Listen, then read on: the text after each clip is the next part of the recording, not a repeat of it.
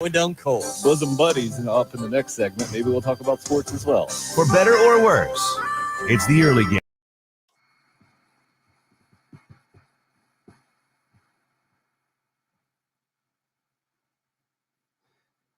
Perfect Strangers theme song bringing us in.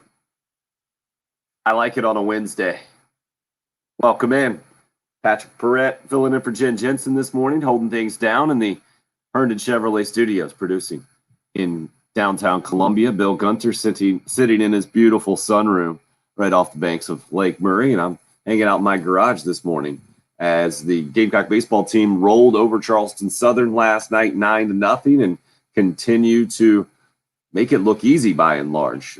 Not surprised at all, but impressed with how easy it continues to be, or how impressive the Gamecocks continue to look, Bill.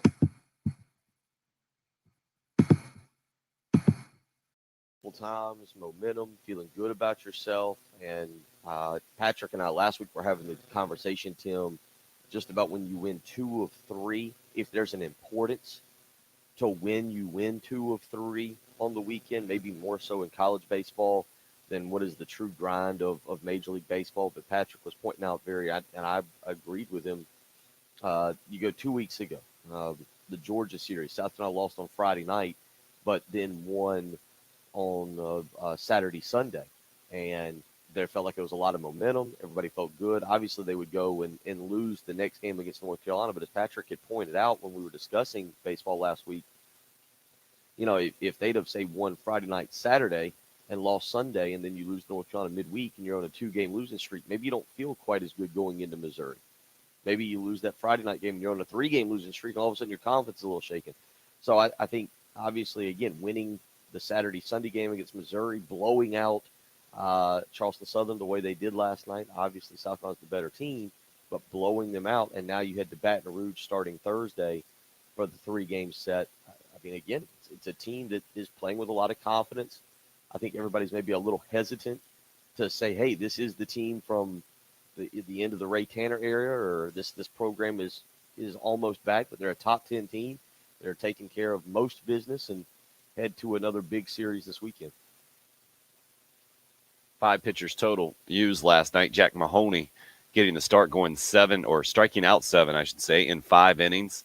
And it was a big grand slam from Josiah Seitler, a 2-run shot from David Mendham, leading the way for Gamecock baseball to get out to an 8-0 lead in the 4th and go on to win it 9-0, the final score. And now, Bill, this is a really interesting weekend, because LSU is not the best team in the SEC this year. They are struggling, actually. I'll go look at their record, but I think it might be 3-9. I'm going to go double check that thing right now, but that's off the top of my head. Right, they were 1-8. They were 1-8 going into the Kentucky series. That's what they were at. I mean, and for a program like LSU, I think very much like Gamecock baseball in a lot of ways, except the timing, right? Obviously, the Gamecocks have won their national championships more recently than LSU did it. They did it more in the team of the 90s kind of deal. And they just haven't quite gotten back to that level. So you're talking about Gamecock fans want to believe they're back to the Ray Tanner days. LSU fans expect their program to contend for a national championship every year. And if they don't, things get ugly around Baton Rouge real quick. And even this year, they were just ranked in the top 25 last week, I think, maybe the week before, and have not been performing in the early part of the SEC, which just kind of shows me anyway, what the SEC is, especially this year again. I mean, it always is, but this year I think it's even more so, as competitive as it can possibly be. And now Carolina has a chance to keep LSU down and to keep their momentum going in the SEC and do it on the road. And then you turn around and you welcome in the number 1 team in the country in Arkansas coming up after that. So there's kind of no breath left in the SEC schedule. Not that there ever was, but Missouri was as close as you were going to get over the last weekend. And it's going to just be more and more interesting, I feel like, as the weeks continue to go.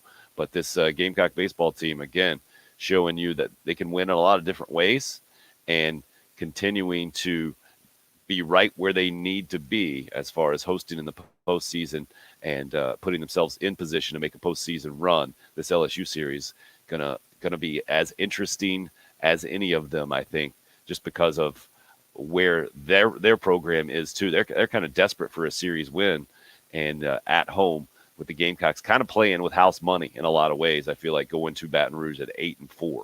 Would you agree?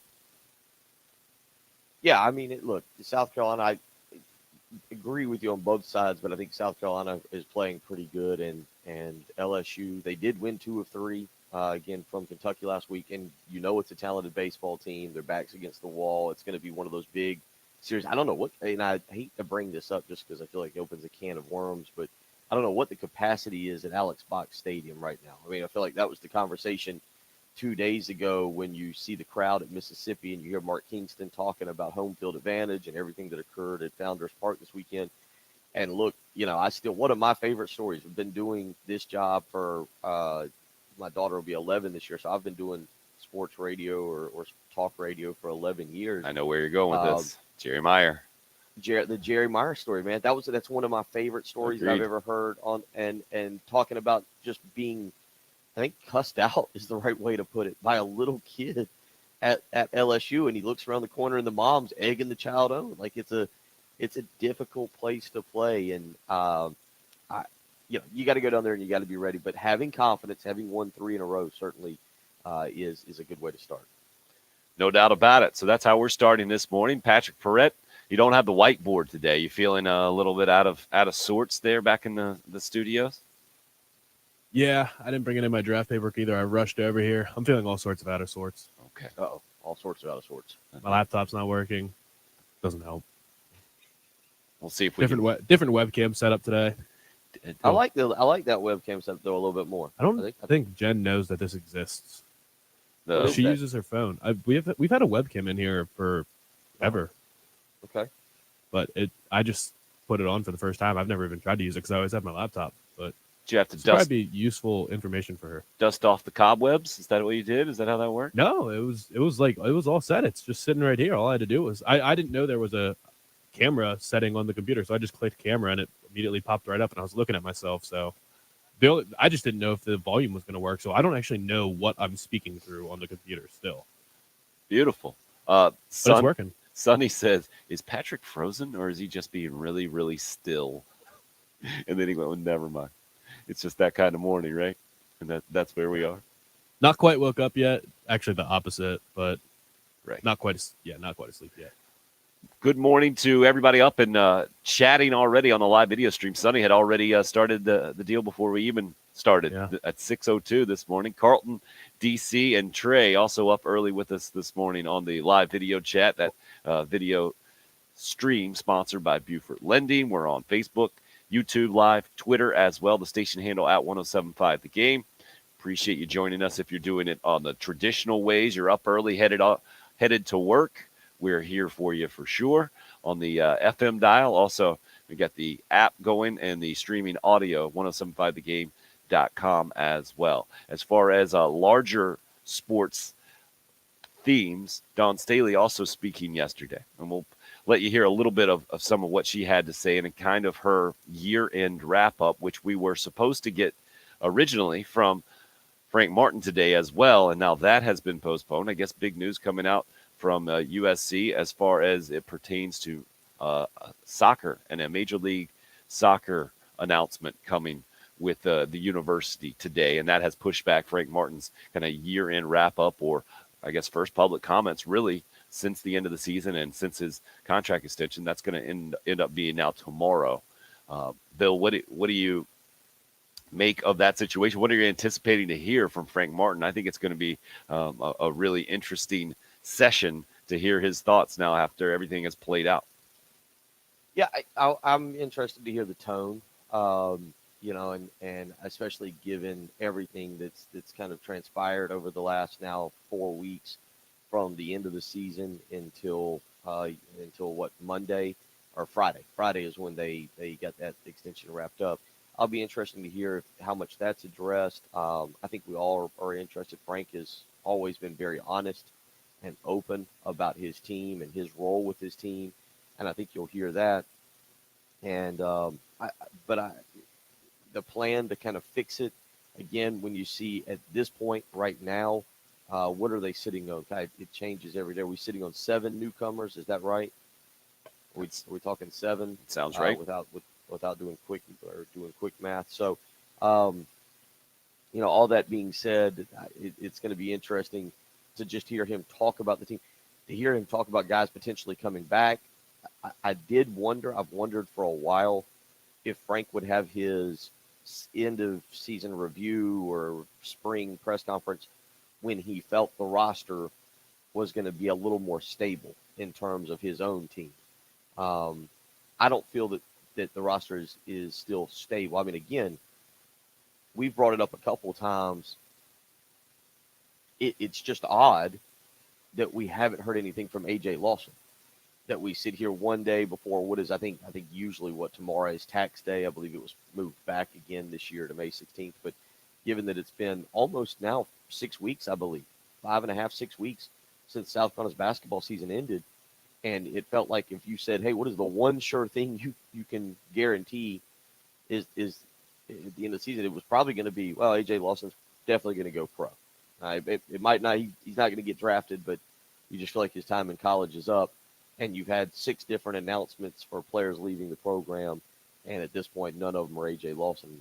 I just kind of find that interesting. So hearing Frank address the roster, I think, will maybe be the most interesting.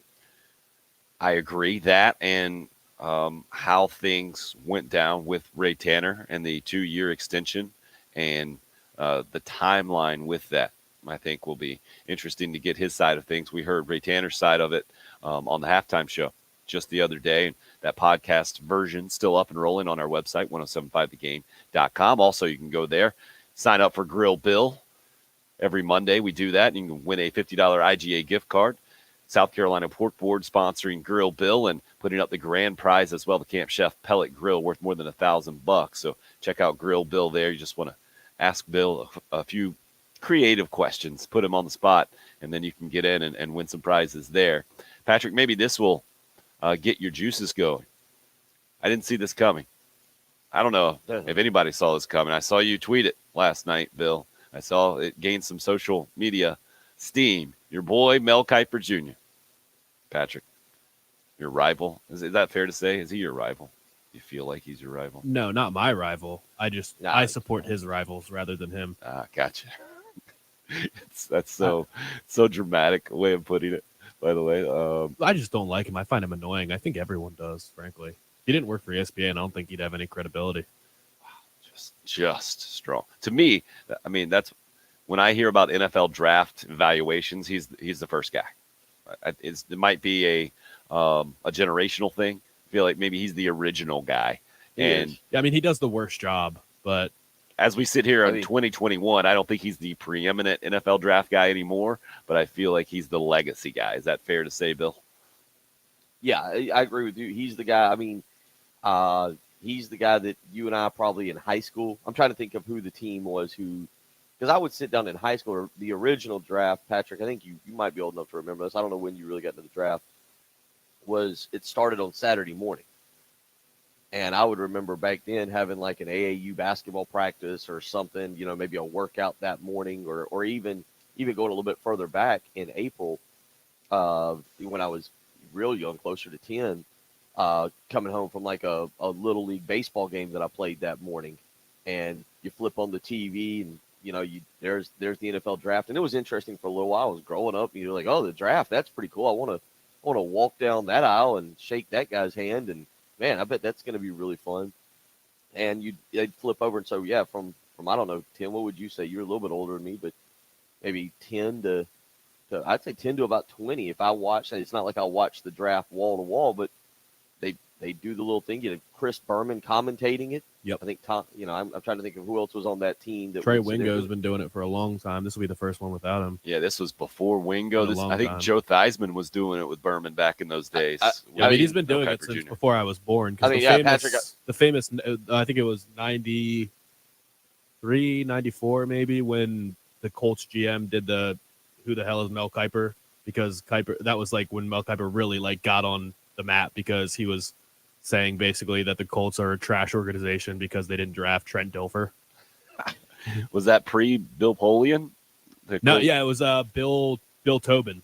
Nice. Old school. Yeah. Okay. So I mean, Mel Kiper's wrong all the time. He also said he was going to quit if Jimmy Clausen didn't turn out to be an All-Pro. So Right. he's just a moron overall. I feel like in Patrick's back pocket in his wallet is a list of things Mel Kiper has said incorrectly, and he's ready just anytime dumb. somebody Like, I meets can him on pull the up- street. The thing is, like, I don't get on people when they have when they have like rankings different. Like everybody's got a different big board. So we'll get into what he put on the mock draft. Like I don't necessarily think that's. I can see it. Like everybody's got different boards, but like when you look at his positional rankings, he has usually guys have like a pass rusher category or like an edge category. He's got like outside linebackers that are clearly defensive ends and combined together and things like that. It just doesn't make any sense. Like it's when you look at his list and the positional like groupings that he has, it's like you can't watch these two guys and say that they play the same position. It's kind of ridiculous. Well, I think it's pretty, I don't know if ridiculous is the exact way to put it, but the massive disparity now between, I'm just reading here, Ernest Jones, Yeah, Where's- that's what Bill's where's- referencing. where Sporting News has him picked. Did you guys see this? So Probably the 7th round. 207th overall. Nobody has put him anywhere close to day 2 except Mel Kiper. And that's the thing. Like sometimes guys have information. Like I know certain draft guys that I follow are getting information from teams, so that's why they put him in the mocks. Like the mocks aren't necessarily this is who I think they should take. It's this is what I'm hearing. But I don't think Mel Kiper has any actual insight from NFL teams. Like my thought is that the teams don't respect him enough to even give him the information that other guys get. So isn't the number Like Daniel Jeremiah has worked in front offices for the NFL Network. Dane Brugler for the Athletic. They've worked for teams. They actually have real sources. So when Daniel Jeremiah says, "I hear from teams that this guy they really like, he's high on a lot of boards," I believe it. When Mel Kiper says it, I don't believe it. but Kuiper had him what, 58, 57, I think. 57? Yeah. So the Rams, the Rams using their first pick of the draft because they traded their first round pick for Matthew Stafford. Their first pick is going to be Ernest Jones, which is wild to me. I need to scroll through and see how many linebackers are before him, but I mean, you can't have him anywhere more than linebacker 5. Anything above that would be wild because there's some legitimate studs. We'll At least continue. 6, actually. We'll continue to discuss, but I've never seen a player projected 57th overall and then 207th, 150 spots different. They're not that many. It's almost the entire draft. It's close to the entire. There are only Yeah, 220 some picks, I think, right? The only other disparity you could have is into the first round, not drafted at all. Right? Yeah, incredible. I mean, it would be insane to say, well, one guy's the number 1 pick and another guy saying, no, he's not draftable at all. That doesn't, like, no matter how bad you are, that doesn't happen. This is just like the only other major disparity you could really have is some guy saying, "Oh, it's probably an end of the first round pick," and another guy going, "Nah, not drafted." And every year there's someone who's highly overdrafted or drafted higher than what the consensus kind of was. But I mean, for people saying that he might not even be draftable versus Mel Kiper saying he's a second round pick, I don't know what the disconnect is. And I like Ernest Jones. He's a good football player. We watched him play. He's a really reliable tackler. He's instinctive. He's a good leader, but he's not the type of athlete that these other guys are. And he's not a modern day NFL linebacker. It's not like he tested off the charts at his pro day either. He didn't test particularly well athletically, but I don't know. I mean, good. I would be super happy for Ernest Jones if he actually outdid everyone's expectations to that level. That would be insane.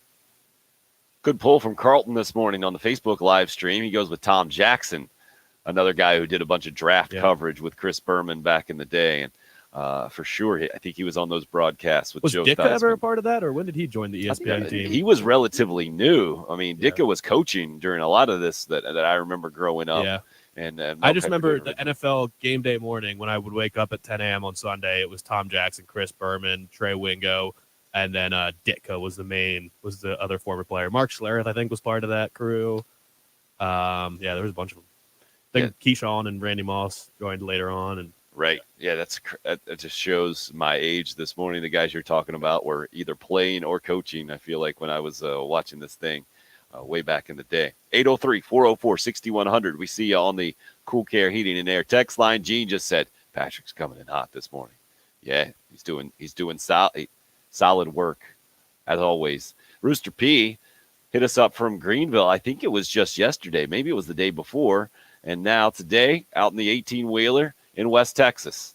Wanted to know my favorite breakfast burrito when I worked out there. Hey, to me, all the breakfast burritos are good. I'm not very picky there. As long as you're getting the relatively authentic stuff, you're going to be good out in West Texas. Aren't they all kind of this? Isn't it just bacon or sausage, egg and salsa? Right. Isn't that pretty much to me, maybe the only option? Maybe how spicy you want peppers might be the only difference. If chorizo's ever an option anywhere in any circumstance, you have to pick chorizo. Is the tortilla the difference? Like a corn or a flour tortilla? What is the? I think you always go flour in the always breakfast go burritos, flour. You can't trust people that order corn tortillas in any circumstance. See, I thought corn tortillas were more authentic. I could be wrong on this. When we were going to the studio consistently, I would get up in the morning and sometimes to get the metabolism going, I would fix a quick like egg tortilla. I guess I don't know if I'd go as far as to call it a burrito. I guess it had eggs and spinach and maybe some hot sauce in it. I think one morning I had to call Tim because I'm driving down the road and I spilled hot sauce like all over myself. I'd had it in the tortilla, but yeah, in that I thought corn. Maybe I'm wrong on that. I thought corn was supposed to be more authentic. I switched, and I agree with you guys. It was corn tortilla was not a good decision. Yeah, it's not at all. It might be more authentic. I wouldn't know, but it's not good. And we have found our off sports topic just like that. James just hit us up on the Facebook live stream with you on the corn tortilla. Disgusting. Yeah. I love it. Sonny was trying to manufacture the off-topic conversation with an MTV suggestion, and we just got Craig went in. Corn tortillas stink. Yeah. Apparently, this is an anti-corn. Unfortunately, text line. it might not be polarizing enough. Yeah. I don't know. I mean, all right. Well, he says it's authentic. Matt says it's authentic on the text line, but it seems like we're all in agreement that flour is better. So if it's not a debate, I guess we can just kind of all agree that corn tortillas. Well, then I think that raises the Not question: good. if it's not authentic but it's better, Right. I mean, does that mean you're doing it right? I mean, I love Taco Bell, so Rooster P comes back with chorizo, brisket, sausage, bacon, hot or mild sauce. a brisket brisket breakfast burrito would be delicious. Now that is some West Texas Yeah. stuff right there. We will continue to discuss. Get back into a little bit of Gamecock baseball, shutting down Charleston Southern last night, 9-0 on the front end, or I guess now it is the Gamecocks headed away from home, headed to LSU. If we're going to get into some authentic food, we can definitely talk some Baton Rouge stuff. Maybe we'll do that a little bit as we continue on. It's a Thursday, Friday, Saturday series. We are on a Wednesday morning here, helping you get through your Wednesday morning. 803-404-6100. Again, if you would like to join, you can call or text. It's the early game here on 107.5 The Game. Home of the Gamecocks and new head football coach, Shane Beamer, 107.5 The Game. Today is an absolute dream come true. Not just to be a head football coach in the Southeastern Conference, but to be the head coach at the University of South Carolina. Welcome, Coach. This might go down a path, corn or flour tortillas. Before we head down that path, I better tell you about the mortgage guru, Jacob Crowder with First Palmetto Bank. You can give him a phone call.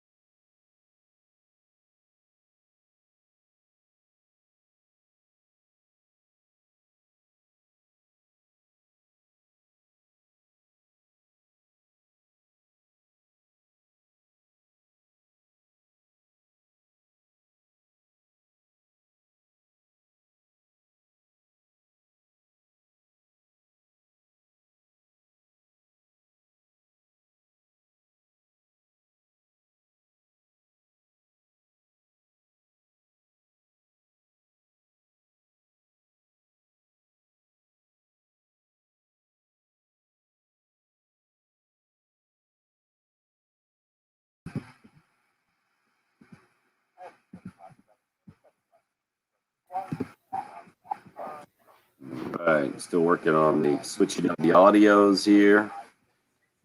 We got that working. Bill with the walk-off endorsement for Jacob Crowder there.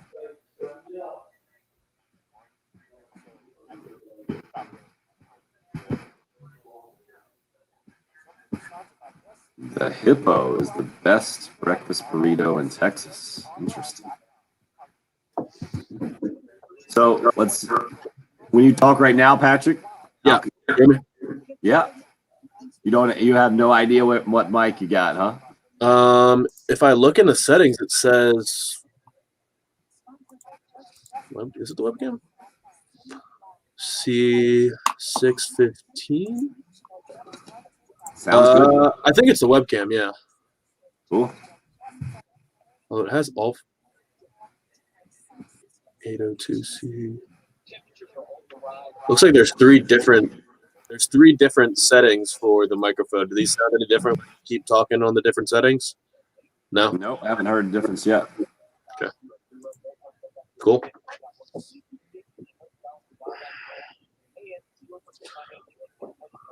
All right. Man, Sonny, I can't tell you the last time I saw MTV. But I was that kid who wasn't allowed to watch MTV growing up, too.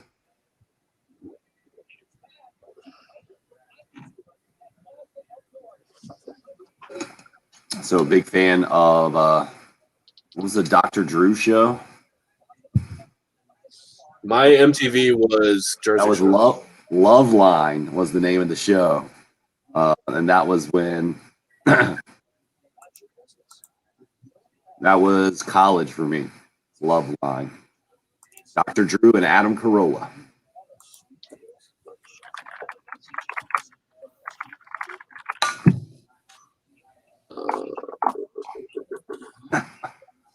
Sonny is not pleased. Real world and road rules. Here we go. Yeah, Carlton. So we kind of just switch. When we're on the air, I pop it to the on the air audio deal, and then when we're off, we can talk via the laptops or the computers.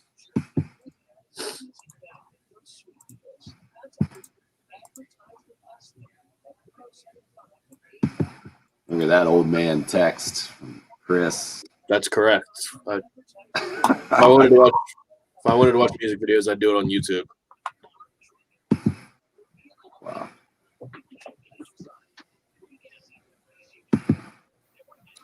You want to look up what the Hippo is? The Hippo burrito?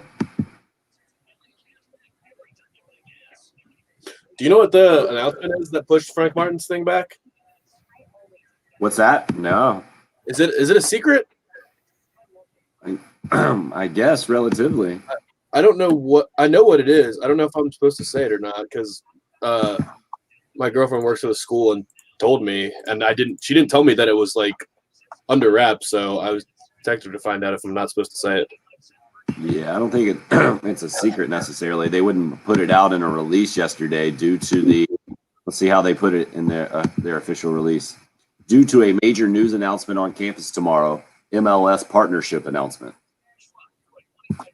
So, I guess just who it's with is that what they're waiting to say? And that's what you know. No, it's not a particular team. It's just I think I can just say it, right. There's not that. How many people are watching right now? They're just I think allowing. I don't know if it's free, but they're allowing any MLS player to get a degree through South Carolina. Interesting. I don't know. They'll probably break down like the whole scope of it, but that's what it is. That's not what I was expecting there. Yeah, it's not involving the athletic department whatsoever. Weird. Yeah, no, we're not getting an MLS team. I was thinking I was going to have to call up Gay or Pearson to get the scoop. Yeah. Except they don't pay attention to I think they're way too good for the MLS. I understand. Well, it does stink. I mean, it really does. Like you really do. You watch your English game and then watch an MLS game, and a couple hours later, it's truly like watching high school versus college or pro sports. They're just not that good. Where do you notice the difference the most? in the ball control. Like you'll see guys in Europe just easily be able to pass it cross field and put it right on each other's feet. And when the MLS players try to do stuff like that, you'll see them just kick it out of bounds frequently. And when you're stringing together several passes to make like a run behind the defense, you'll see them just completely botch it, or there's just way less control. I thought that was one of the best lines, the best moments in Ted Lasso. When Roy, the guy who is getting old, is like, even worse, I have to play in America. Yeah. I mean, there's a reason. Like every time one of those European guys comes to America, they're the best player on their team immediately, even when they're like 35, just because they're so much more skilled than everyone on their team. Yeah, that's what I'm thinking about, sending Austin to Europe for soccer camps. Well, it's not camps. You got to just send him to the academies. Well, I meant camps until he's 11, and then he goes to the academy full time. Right. 12. That's what all our best guys are doing. Yeah. I think Christian Pulisic was, I don't know how old he was when he moved to Germany. Probably like 16, I would guess. Yeah, see, he started late. Gotta get him over there early.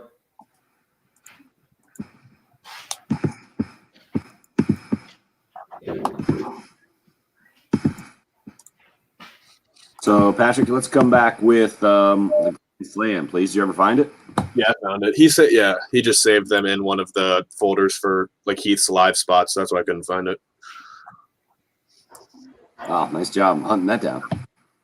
Impressive.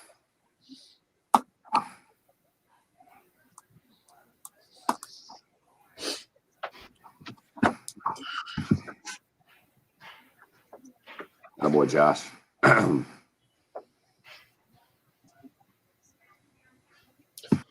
All right. All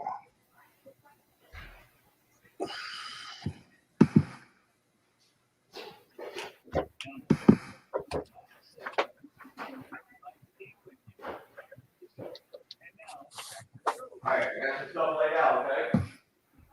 We're back, Bill. All right, cars are locked.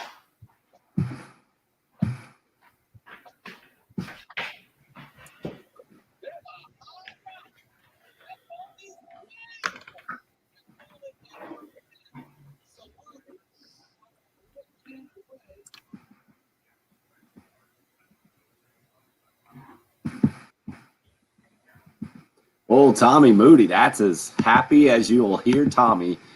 For the Grand Slam last night, Josiah Seitler making it 8-0 Gamecocks over Charleston Southern in the fourth inning. They would go on to win it 9-0.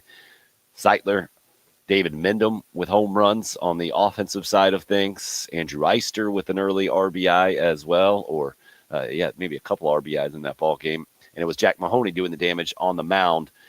One of 5 Carolina pitchers. He had 7 strikeouts in 5 innings, and then 4 more came on to keep the shutout intact. And now the Gamecocks will be headed to LSU, continuing their positive momentum after winning 2 of the last 3 against Missouri. So it's a 3-game win streak at this point. 22-9 overall is the record for Carolina.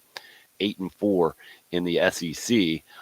From the LSU perspective, they are. I almost had the standings right up in front of me, but I clicked on just the SEC East real quick. Over in the West, LSU, 3-9 in conference play, but 20-12 overall, and really good at home, 16-8, as you would expect LSU to be. Going to be a really interesting series. And we were talking about it right before the break. One of the most interesting things I saw on social media yesterday, Mel Kiper Jr., the NFL draft analyst, and not high up on the analyst rankings by Patrick Perrette, or the absolute lowest, I think, is where Patrick would rank him right now, with Ernest Jones going to the Rams at 57 overall at the end of the second round, where most draft projections have had Ernest Jones peaking out in like the fifth or sixth round. Is that even being higher than a lot of the projections that you've seen, Patrick? I think that might be a little high. I'll look. I'll do some digging on some of the other draft analysts that I like and see what they say about Ernest Jones. The Sporting News is the one that I saw pop up on Gamecock Central. I think had him at 207th overall in round 6, going to the Kansas City Chiefs. The disparity there is massive. So That is something to think about, as well as a video that Chris brought our attention to yesterday on Twitter. Bill, I know you saw it. I saw you comment on Twitter. It's Florida State having put out a video, and it's very similar, I feel like, to what South Carolina and its social media team does this time of year. It's a video highlighting some strengths of the program, except the main difference here is this is the first time I've seen an athletics department do basically what Central Florida did with their spring game and lean into the personal branding. Florida State's tweet from a couple of days ago. We are the 14th, right? So this is April 12th, 2 days ago. It starts with, the text says, "Your brand matters here. Prepped and ready to take our student athletes to the next level. Hashtag FSU Apex." And Apex is this personal branding firm that, I guess, the name, image, and likeness firm that have popped up now. It's not the same one that the Gamecocks have signed on with. I guess it's kind of the rival of the one that Carolina signed up with maybe a month ago or so ago, 6 weeks ago, something like that. But the video, if you haven't seen it, it's certainly worth watching. I'll retweet it right now, what Chris had sent out to us, in case you haven't checked it out. But it's kind of like you would see on SportsCenter. You have a narrator, and then you have a bunch of different clips kind of headlining Deion Sanders and going through other guys who've been drafted in the NFL at Florida State through the years, Jameis Winston. And I mean, we all know this is coming, right? I mean, we talked about it a lot yesterday with what Central Florida did and Gus Malzahn saying, yep, this is where we are. It's the era of personal branding, or however you put it exactly. But to see it now being pumped out on the official Florida State football Twitter handle there, the social media, that to me took it to another level when I saw this thing, Bill. What about you?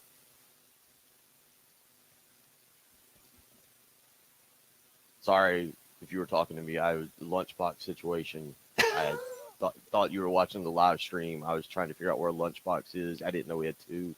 I apologize. I didn't. If you were asking me what I thought of the Florida State situation and the video, I mean, I think you're going to see this. I think this is what's coming when we talk about the change in how schools will both recruit and try to convince kids that they can not only get them to where they need to be on the football field, but also off the field in the marketing industry.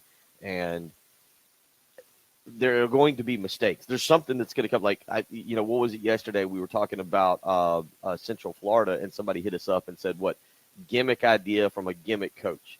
And there are going to be failures. Butch Jones is back in coaching somewhere. I forget where he's at. I want to say Arkansas State or something like that. But Butch Jones, like, who knows? He may come up with a Champions of Life slogan that he wants his kids to promote. Yeah, it's just, you're going to see mistakes because football coaches and football athletic departments, I don't know if they're ready to handle the ideas or the way that 18 to 22-year-olds want to promote themselves.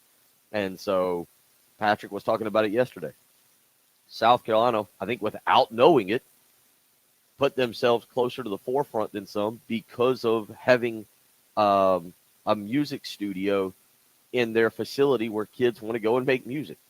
Accidental. That was, I guarantee you, Will Muschamp was not thinking that about the name, image, likeness when he did it, but that is one way that kids want to do it, right, Patrick? And that's something that you might actually promote. Say, hey, we have this studio right here that you can work on your other craft and promote through your social media site. You said Will Muschamp might not have known it. We were talking about this when I don't even remember what was said last week. Oh, about how whoever said they don't get pulled out when they make a mistake. Turnitin, was it Turnitin? Is that who it was? Yeah. Mm-hmm. And we said Shane Beamer might just be like the new generation of coach that coaches different than like the old school style of coaching. So maybe that would put South Carolina in the forefront. And I was thinking they would never do something like this with Muschamp as a coach, but I'm not sure that's true because as old school as he was also, I think, very, I guess, in tune with what this new generation of kids wants and needs and all that stuff. I don't know if do you think they would be on the forefront of this with Muschamp still here? Well, no, I do think that with Muschamp still here, that yeah, they would be. Because able to yesterday we handle- said this won't happen at Alabama. Yeah, I do think that with Muschamp at South Carolina that he would know how. I think that's one of the things that always made him so attractive as a coach was how to run a program and how to set your program up for success. Well, at least off the field, but not the program necessarily, right? But the individual.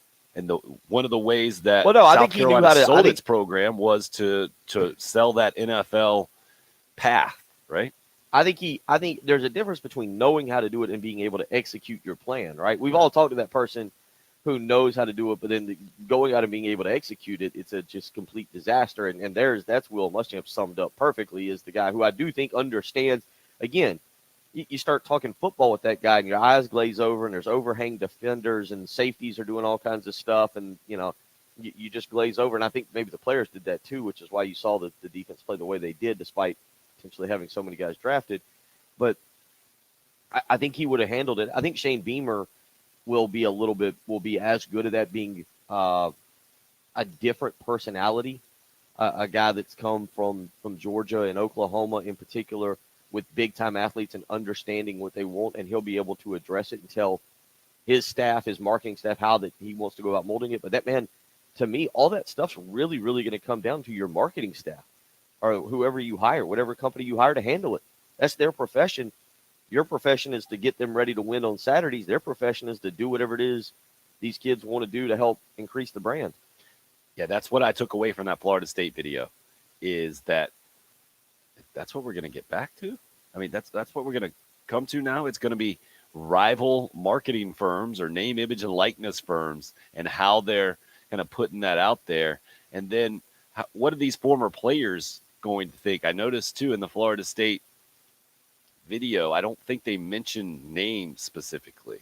They mentioned, like, prime time for Deion Sanders, but they didn't necessarily mention his name, because I'm wondering where that gets into them being used and what their relationship is with the school and the whole thing.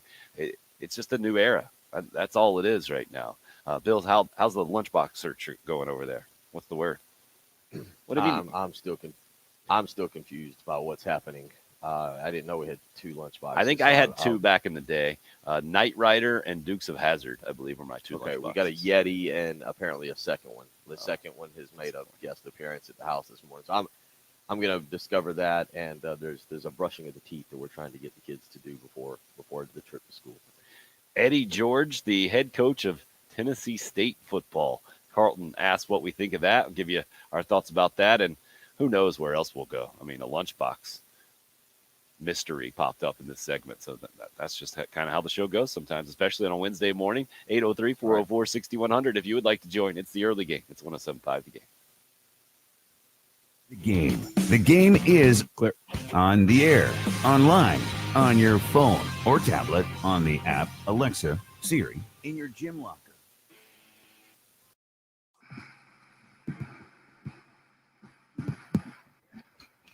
Let's come along for the. Uh-oh. We're on the move. All right, we got to. So how many lunch boxes do we have? That's 2. And All right, other lunchbox. Now this is our Yeti lunchbox. Oh, is it packed?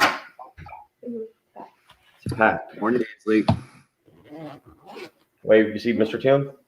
I mean, you didn't even ask if she wanted to be a part of this. No, the fire. You can come say hey real quick, and y'all got to go brush teeth. Oh, all right. What do you think's in the lunchbox this morning? We got Ooh, we can't- goldfish, Goldfish, okay. Hey, Austin. baked barbecue chips, Okay. a Lunchable. See, Ansley, you can tell all your friends at school you were on the radio this morning, and a Capri Sun. Ooh, that'll be the second Capri Sun of the day. That's true, yes. I like Capri Suns. Hi. You gotta go stand over here. Okay. Well, we went to Mr. Jim goes, yeah. Okay. You say good morning. Good morning. Morning, Austin. So what's the deal? Have you guys found your lunch boxes? Were they He lost? doesn't. He loves the lunch school, the school lunch. Ah. He's a Pizza? school lunch kid. What Austin? Sir? Soup? No, he said what? He said what is which lunch school do you? What school lunch What's do you your like? order? Probably chicken bites. Chicken bites on a classic. Are you a ketchup guy too? Oh, Yes. he's Patrick. He's the Patrick Mahomes of ketchup. If we had the ability, we would have a fridge full of ketchup.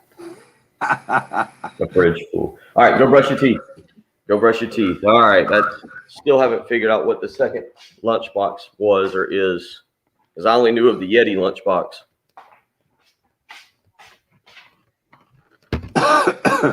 Nice. School pizza. Transformers and Thundercats. That's a good one, man. Now, was that only in high school that was the two lunchboxes, or what were they prior? I'm guessing Anthony is a little younger than we are. Yeah. Patrick, I'm guessing you never even did the lunchbox, did you? You're jaded, completely jaded generation. No lunchbox. You got to turn the mic on before you weigh in on that. Why would I? What do you mean? I liked buying lunch at school though. You like buying lunch at school? I liked to, yeah. That was always my preference. No, I think I had a lunchbox, but I didn't have like the cool branded ones. Mine was more of like a cooler. Right. Yeah. The actual functioning lunchbox, but not fun at all. Yeah. Trying to think of it. Trying to think of when I had the last time I had like a lunchbox, because I started eating a lot of school lunch.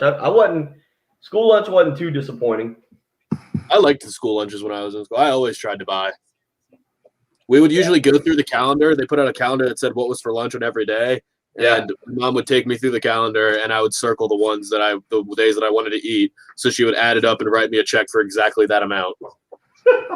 Yeah, I mean, that's similar. So no dessert. I'm confused. I'm confused about how this transaction went down. What would you do with the check? You would give it to the lunch lady, and she would put in your account. Wow. You would type in your number. Like I had a student ID, so I would type in my ID, and it would pull up my account. Gotcha. That is the combination of old school and new school that boggles my mind. Yeah. So I could always see the day before, like, oh, I've $6 in my account still, so I can eat for the next 2 days.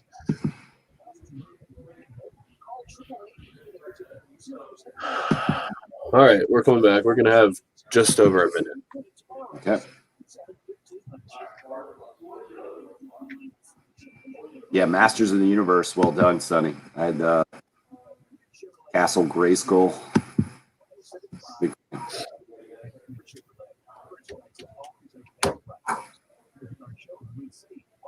Yeah, Craig, I'm shocked. No donuts involved. That's shocking. We'll just stay here with this audio for this segment. You're up.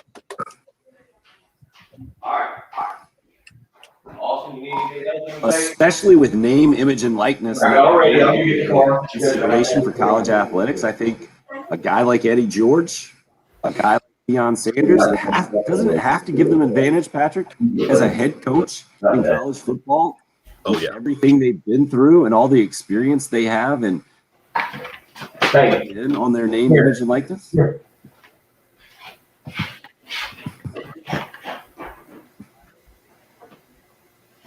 Bill, do you agree a guy like Eddie George is more attractive as a head coach in a name, image, likeness era than probably previously? Oh, we'll just get Austin's take on that. Austin, you're still 8, is that correct, sir? You're still 8 years old? Until April 20th. No. Okay, so April. Almost. What would you like to tell people on your way right before you head off to work this morning in about 10 seconds? Even though you might not want to school, you kind of have to go. You don't have an option. So. Wise words, sir. Good luck at school today. Thank you. All right, go hop in the car. Bill, he is much better at hitting the end of the hour break than you are. I think he when we did that other segment, they thought we were on radio. I guess their PE teacher listens. Their PE teacher listens. And so they were really excited upstairs to go that their PE teacher was going to hear. So as he was coming back, I was trying to explain, no, it's the live stream. Y'all weren't on. And so he's like, can I be on the radio for a second? I was like, yeah, it's a good time. In and out. Tell him to tell his PE teacher to get in the 21st century and watch the live stream. We'll have to. I'll tell him. I'll tell him Or that. her. All right, I'm off. I'll be back. I'll be back here in just a little while. Good luck, sir.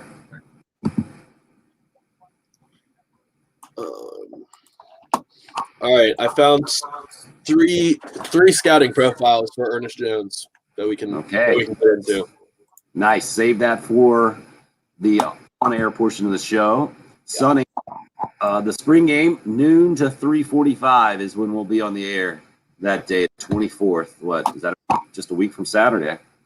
So the kicks off at 2, but we'll, I believe Heath is going to have an interview with Shane Beamer in that 2-hour pregame, and we'll also probably edit together some of the other interviews we've done with the assistant coaches here through the last several weeks as part of that pregame. And then, gonna be Bill and Heath, I think, mostly from Williams-Brice that day from noon to 3:45. Going to be a heck of a day, man, because that baseball game is 3:45 airtime is why we're going until then. It's Carolina and Arkansas, the series finale. No, I haven't heard anything else on tickets. I would imagine that's going to come soon, Josh. And again, Ray Tanner saying when he was on with Jay on Monday that he is hopeful that they'll be able to have more, and I'm guessing they will. I think Pearson asked him about that $5 charge, I think it's $5 this year, and if that was going to continue on. He said he's not sure about that. It's just what people are doing these days. I think Spurrier's first one, it was like $10 or something.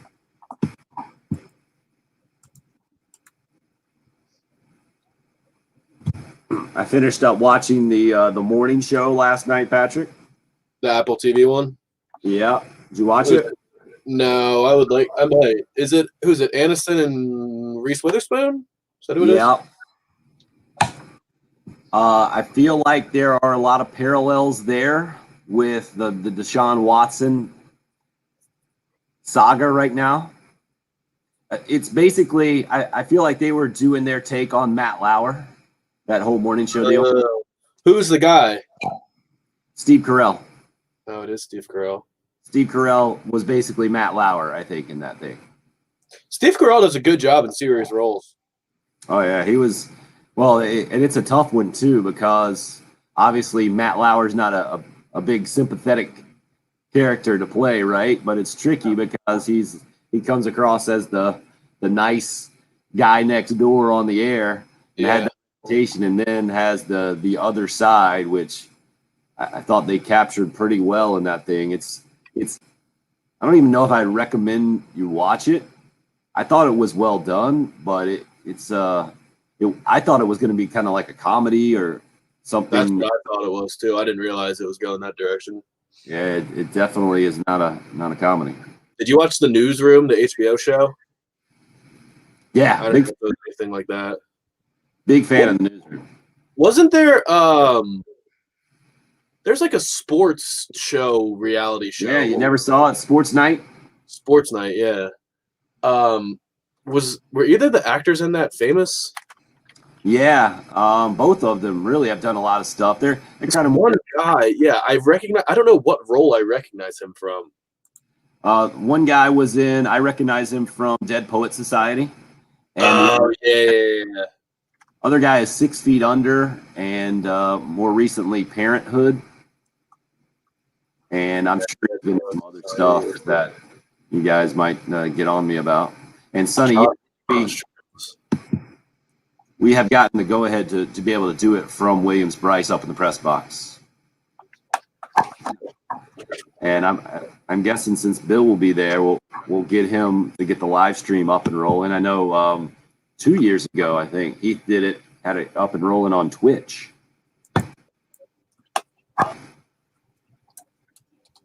Did you see the movie Four Brothers? Did not, I don't think. Mark Wahlberg and Andre 3000 and Tyrese. Yeah, I didn't see that one. That's what I remembered. That main actor from. He was the bad cop Okay. in that movie. Okay. That show didn't Yeah, have I watched Sports Night on, I think it was on Comedy Central back in the day when I was working out in West Texas. Just got my first job in TV, so I thought it was an interesting time. It was especially interesting to me then. But it's the same writer that did that as Newsroom. That's why he brought it up. Right? Sorkin. Yeah, Sorkin. Yeah. He's done lots. He's the West Wing. Right.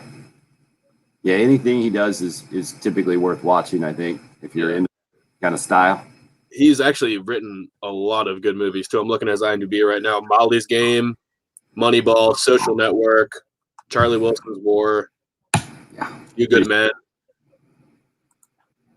Yeah, it's pretty solid. He had a good cameo in Entourage too. Yeah, that's what I remember him from. Ari's friend that he hired, crashing his car into his house, trying to get his notes for the Sorkin meeting. I need to watch The West Wing at some point. It's really long though. Yeah, that's one of those. It's quite the commitment, right? I feel like that's on order. There's, I think, like 300 episodes or something like that. 156 episodes. Okay, I exaggerated. Wow. It's a lot though. What's the hospital show everybody loves? Grey's Anatomy. I think there's like a million episodes of that.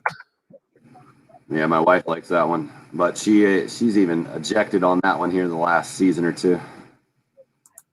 There's 369 episodes of Grey's Anatomy so far. Yeah, Sonny, we're not quite at the college football game day level, especially with limited fans being allowed in at this point.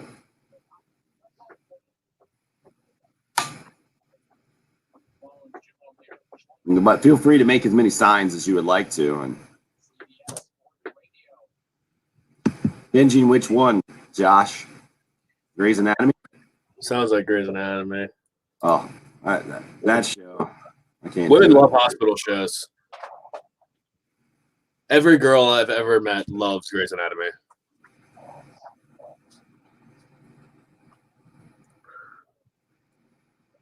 All right.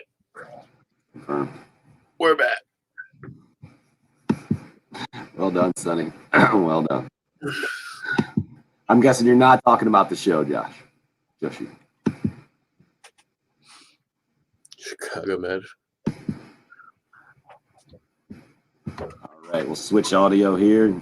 Be a little weird. Take that out.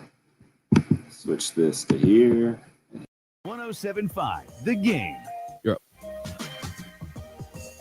The great lunchbox mystery of Wednesday for the Gunter family, getting them off to school right now. Bill will be back with us soon.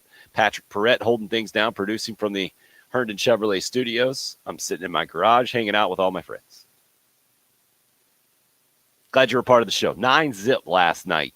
A big win for the Gamecocks. Let's go ahead. I want to hear a happy Tommy Moody. Can you play that thing again? This is part of the broadcast from the Learfield IMG College Network last night. You heard it right here on 107.5 The Game. There's a high drive. That ball is way back. That ball is a grand salami out on Ray Tanner Way, straight away right field, and it was hit an absolute ton. I think he guessed right on that one. Josiah Seitler with the grand slam there, made it 8-0 in the fourth inning. Carolina goes on to win at 9-0. Jack Mahoney on the mound, 5 innings, 7 strikeouts. Exactly what a midweek game should be for Gamecock baseball. And as Carolina fans typically spoiled through the years, taking care of business in this way. Patrick, I don't know if you've seen a Gamecock baseball season quite like this. Again, I try to put myself in your position at 25 years old. You came in at the end of the Spurrier era. Is that right? Yep. Quite literally the very end. My first season was his last season.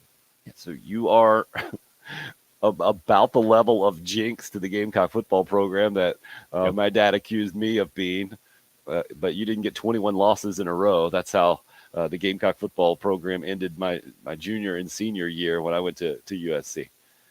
So from the Gamecock baseball perspective, you got the end of the Chad Holbrook era. Is that right? Mm-hmm. Yep. Okay, so yeah, I don't think you've not seen a ton of success. Well, you haven't seen success, but I don't think you've seen Carolina baseball be in the position it's in right now. Is that fair? They're basically top 10 in the country and almost halfway through SEC play towards the top of the league. They're tied for fourth going in this week through 12 games. You play 30 conference games. So after this weekend, after Saturday's series finale in Baton Rouge against LSU, the Gamecocks will be halfway through the conference slate. They're already more than halfway through the regular season in total, and doing it at 22-9 overall, 8-4 in SEC play. 9-3 is the best record. There are 3 teams in the SEC with that record, and the Gamecocks tied for fourth overall. What kind of numbers are you crunching over there, sir? I'm just seeing the preseason rankings for some of the teams that I've been here for, because I remember in like my first couple of years here, they were ranked, I thought, top 10 in the country preseason. Yeah, maybe top 5. Yeah, even 2015 they were number 10 preseason. It looks like. Well, that was when the starting rotation was billed as the best in the country, with Clark Schmidt and Will Crow poised to go, and obviously those guys went on to be high picks and in the major leagues and the whole deal. But injuries, I think, kind of sent that season sideways, and since then, I feel like the Gamecocks haven't gotten back to that level. And speaking of that, good point, Chris. Chad Holbrook and the College of Charleston last night beating Clemson 13-6 and making school history for the first time in back-to-back seasons. I believe it is for the College of Charleston, getting wins over Clemson in baseball.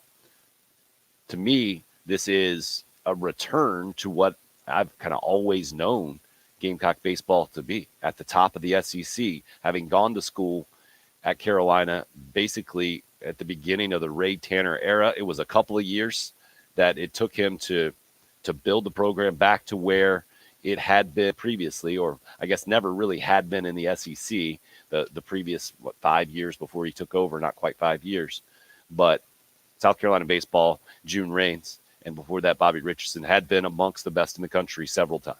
And that Ray Tanner did not bring that to South Carolina for the first time, but he did bring sustained success in the SEC for the first time, and then obviously took it to another level. And I feel like this team is on pace to get right back there and has the pieces to do it. But it's going to continue. It's going to take continued big-time plays and big-time moments, because the competition continues to be the best in the country, with Arkansas coming to town, not this weekend, but next weekend. Ole Miss, Mississippi State, still series set for those teams that are amongst the best in the country. And it is not going to be an easy road, no doubt. Right. Do we know what was LSU ranked? LSU had to have been ranked preseason, right? I was just looking through their schedule. So. I mean, they're a good team. They just, I mean, you just look at their schedule. I don't know what Kentucky and Tennessee are at right now, but I mean, they won the series against Kentucky last weekend. They got swept by Vanderbilt and Tennessee and took 1 out of 3 against Mississippi State. So, I mean, just such a brutal schedule. It's not like you can just waltz in there and expect 2 out of 3 under any circumstance. But, yeah, I mean, when you say this is what you expect Carolina to consistently be top 10, this is where it really gets tested, because to stay top 10, I mean, you're going to have to win some really big games this week. And it does feel like you have to probably win this series this weekend to feel good about the 3 top 5 teams the following 3 weekends. Is that correct? Or yeah, I think that's right. That's where it is right now. Outrageous. But it already has been outrageous. So to say it like it's not the I mean, the last 2 weeks are playing Missouri and Georgia, who are middle of the pack nationally, probably, right, and just mediocre in the SEC. But before then, the 3 weeks before then, 3 top 5 programs. I mean, I get it that Florida hasn't performed to that level, but they were the unanimous preseason #1 program for a reason. And you go at Texas, at Vandy, and Florida. So Carolina has already been through a bit of a gauntlet and has come Florida's out. Done since then? What's that? Do we know what Florida's done since then? I haven't paid attention at all. Yeah, Florida's 6-6 in conference play. Almost got swept against Tennessee and salvaged the last game of the series over the weekend. So they are struggling in conference play, but 22-11 overall still. And that's where I wanted to get to with LSU. So LSU is 3-9 in conference play, but 20-12 overall. So they're 17-3 by my math outside of SEC play. And then just right down, they got the second worst record in the league. Texas A&M also 3-9, so tied for the second worst. Auburn, the only team worse, at 1-11 in the East. Missouri's at the bottom of the conference at 4-8, having gotten that last win on a Friday night in Columbia last Friday night, but then the Gamecocks bouncing back to win 2 out of 3. So LSU's talent is there. I believe that they've been struggling a little bit on the mound.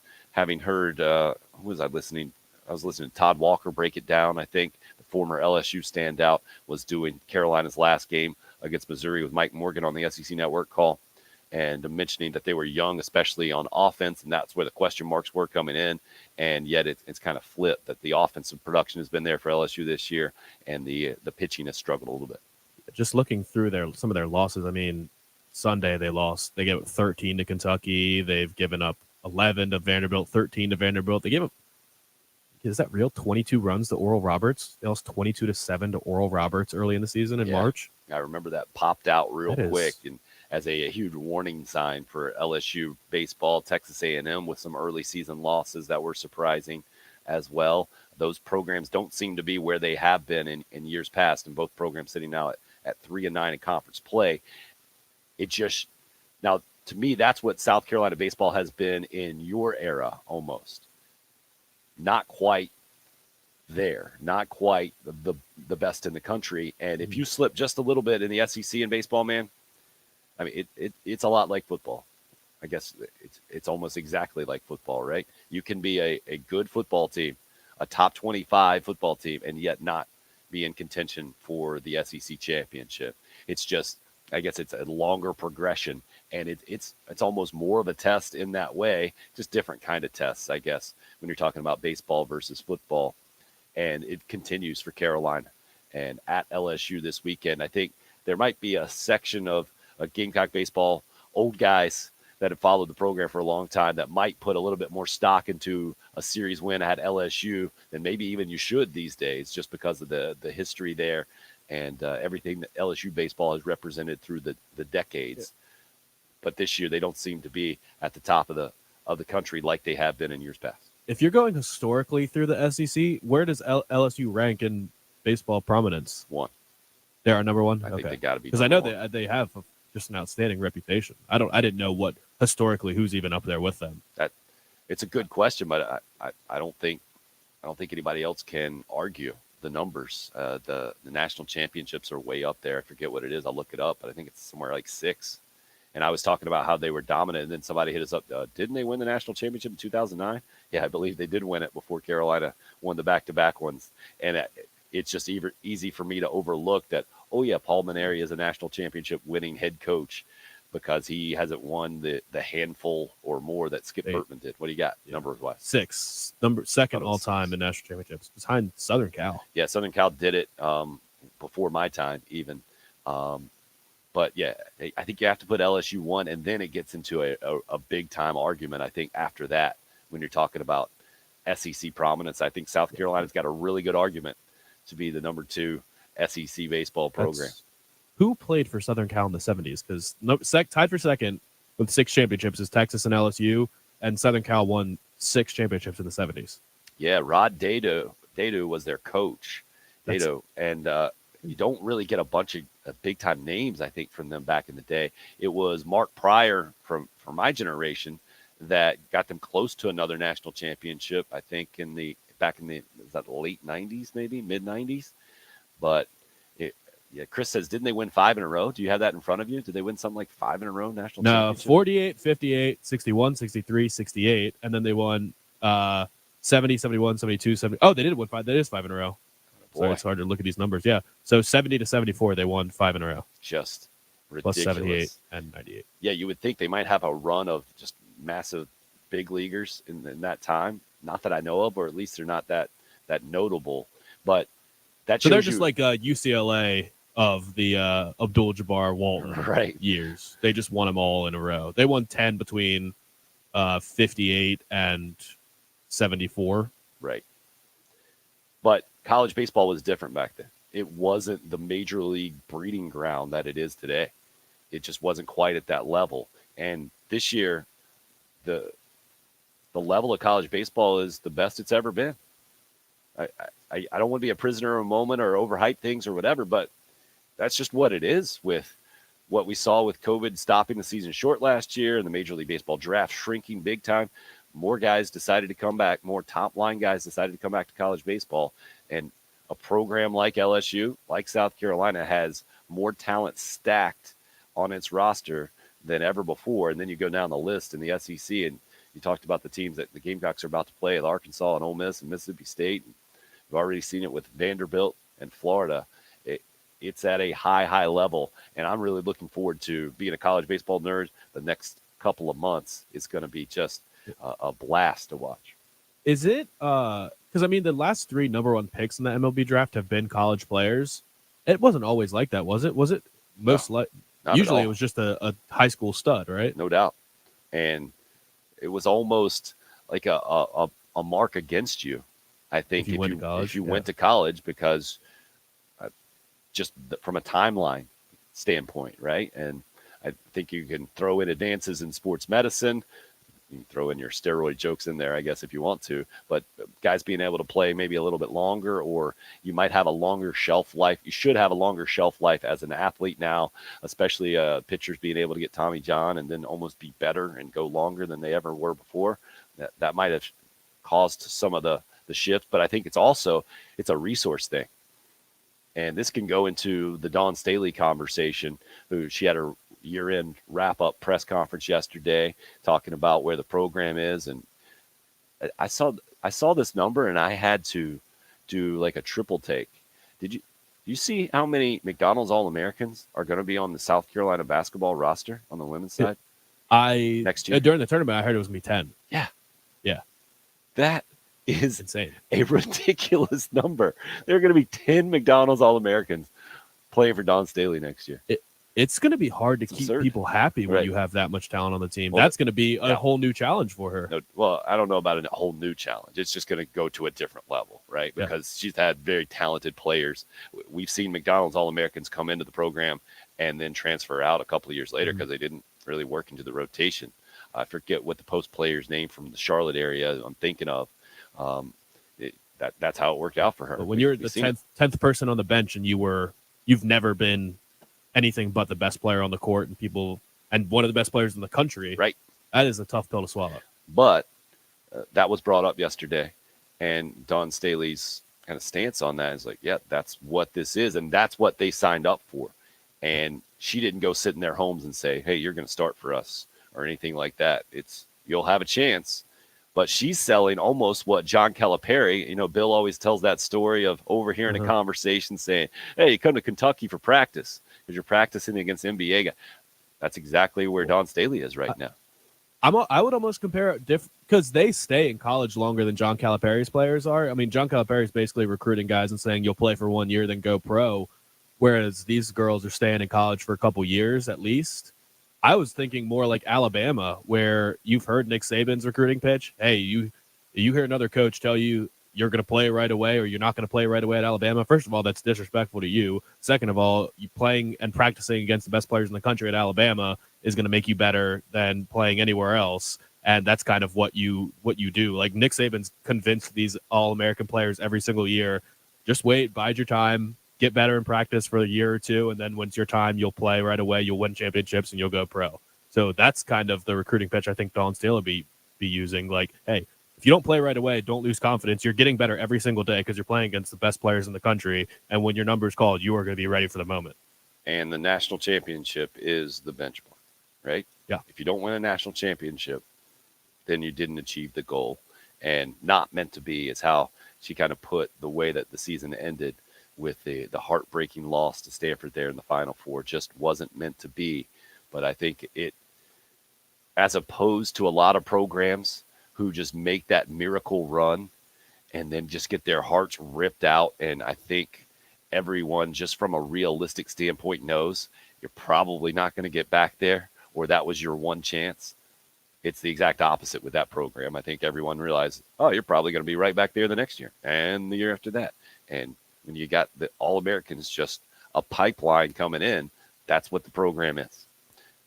Dawn Staley also asked if she had any interest in coaching men's basketball or in the WNBA, and said that's not where her head is at. She's all about developing talent at this point, and is not going to pursue that. So I think that can make Gamecock fans kind of rest easy as you start your Wednesday with a 9-0 loss or 9-0 win, easy win against Charleston Southern last night, heading with 3 straight wins to LSU with the Gamecock baseball program. From a football standpoint, oh, you mentioned Nick Saban, by the way. I just wanted to mention, in case you haven't, did you see what I retweeted last night? You got to go check that out if you haven't seen it. I'm guessing you didn't, since you didn't bring it up. A rare human moment from Nick Saban, as of course he's addressing like a coach's convention, but he goes into a story about his background, and his wife's involved in the story, and it's well worth the watch. I think it might be like 3 minutes, but it might put you in a pretty good mood this morning.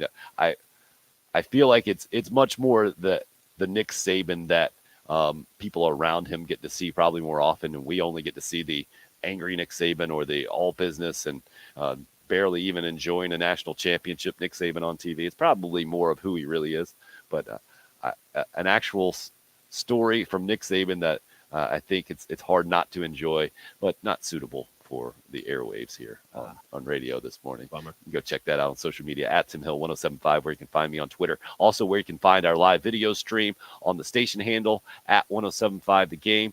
Live stream sponsored by Buford Lending as we're kicking things off. Facebook Live, YouTube Live. Would love to have you as a YouTube page subscriber. 1075 The Game. You can search on YouTube and join the fun there. Bill will get back and join the program in just a little bit. We got to see part of his early morning routine on the live video stream a little bit ago.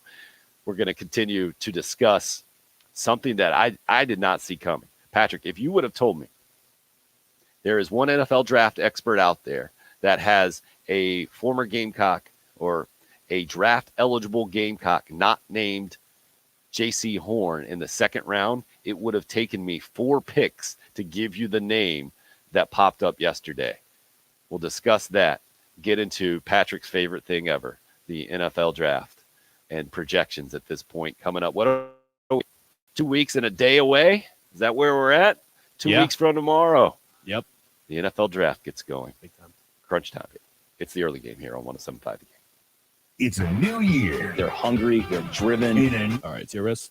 I want guys that want to be here, not just going out there to hire some guy that has a famous last name. It's not some retreads. We're a bunch of guys that I think are ready to prove to people that we can do some special things here. New attitude. I do believe that things are always meant to be. Welcome home. My parents went to school here. This is it. There's no other job in the country I would have left for.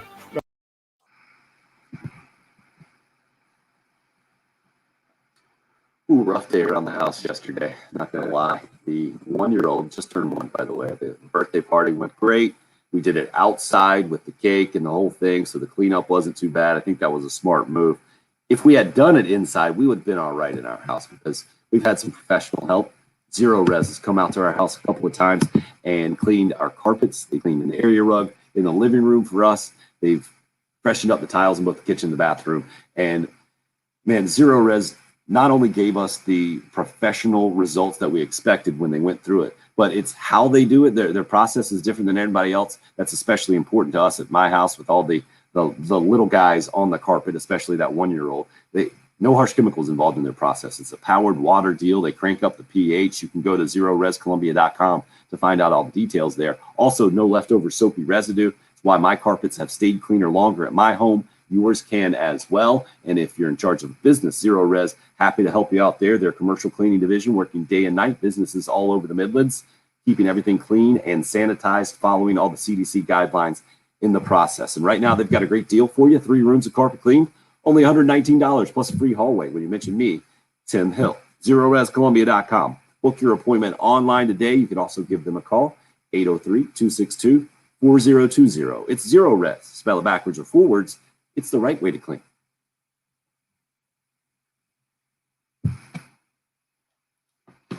All right. So let's get Patrick back up here so you don't have to just see my face. Doing a traffic update. What a pro. What a pro he is.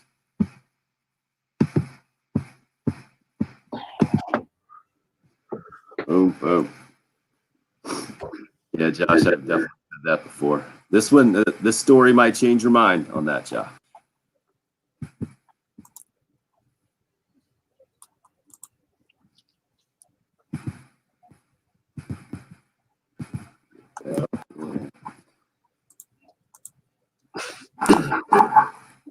You know, did you see Anthony Edwards is more popular or Alex Rodriguez? Anthony Edwards, the basketball player. Yeah. Never heard of Alex Rodriguez, the baseball player? I believe it. You don't believe it? It's crazy. He was asked because A-Rod just bought his team. So they asked him in the press conference after the game yesterday, hey, are you a fan of A-Rod's? And he was like, what do you mean? Why would I be a fan? What does he do? Like, what? Well, he's only 19 years old, right? Yeah, but Alex Rodriguez, the name. You know the name. You know the name. That's what I've always found with a lot of big-time athletes. Man, some of them just aren't fans of sports. They just play, and that's it. That's their relationship to sports. And it is mind-boggling to them. But I thought A-Rod's name transcended just baseball. No, it does. But I can totally see where guys just don't pay attention to that. I don't even know who. Like, he's dating Jennifer Lopez as well. Right. Well, that's where that's where you would think maybe it would sneak into even the most focused or kind of blinders. A 19-year-old doesn't know a thing about Jennifer Lopez either, it seems like, other than the Super Bowl halftime show. Right.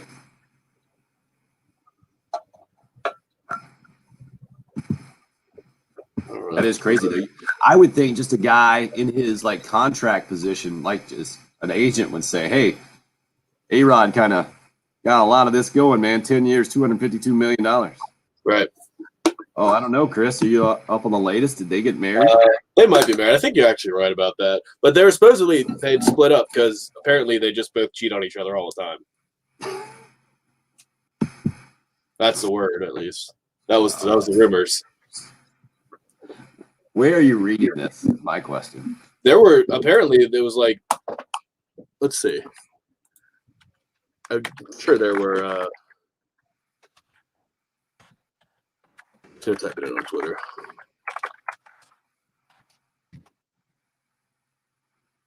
So Twitter's where you get this? So like a couple of days ago, it says that they decided to stay together and are doing their best to work things out. Hollywood Life says they're completely back on.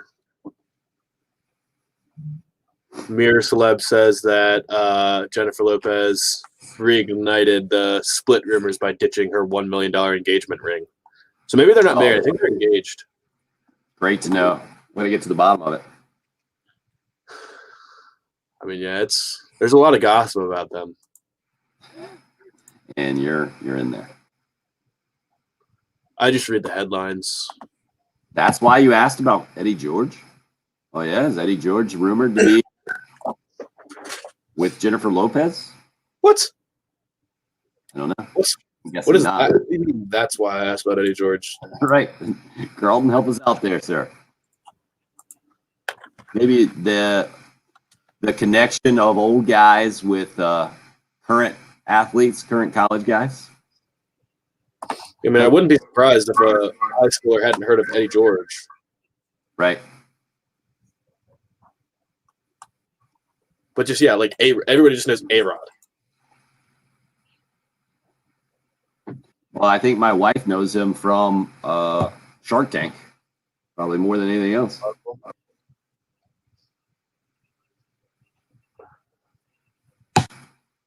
I probably shouldn't say that. She probably has more baseball background than I want to give her credit for.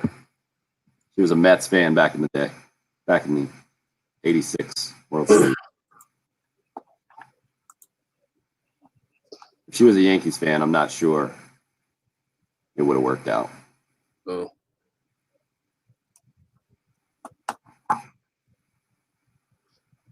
Yankees fans taking the Tennessee. Yeah, but No, that is not an explanation, Carlton. it's not what. That didn't help me figure that out at all.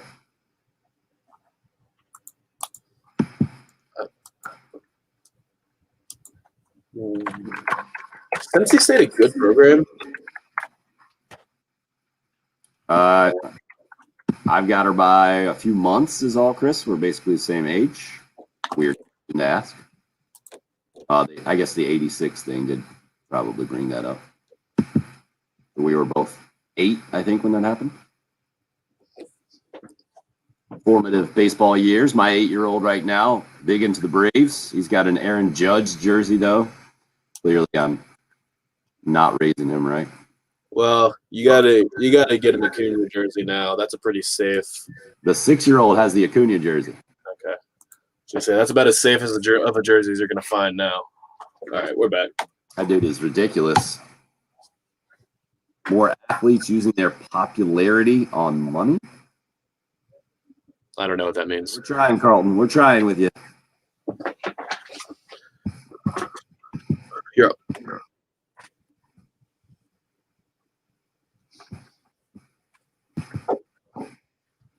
Hey, 10 times a day, Monday through Friday, up until May 12th. We're going to give you a secret keyword, ask you to text in to qualify to win $100, and then every winner is entered into the drawing for the grand prize jackpot of $25,000. All you got to do, text the hourly keyword starting at 8 a.m. going to 5 p.m. every weekday until May 12th here on 107.5 The Game. That text number every single hour is the same there. The word changes, the text number does not. 95819 is the number to text in on the 25K workday payday right here on 107.5 The Game. Thanks for being a part of the program. Hope you are enjoying your Wednesday. Off to a good start if you're a Gamecock fan and you checked out last night. Guessing you are 9-0 over Charleston Southern.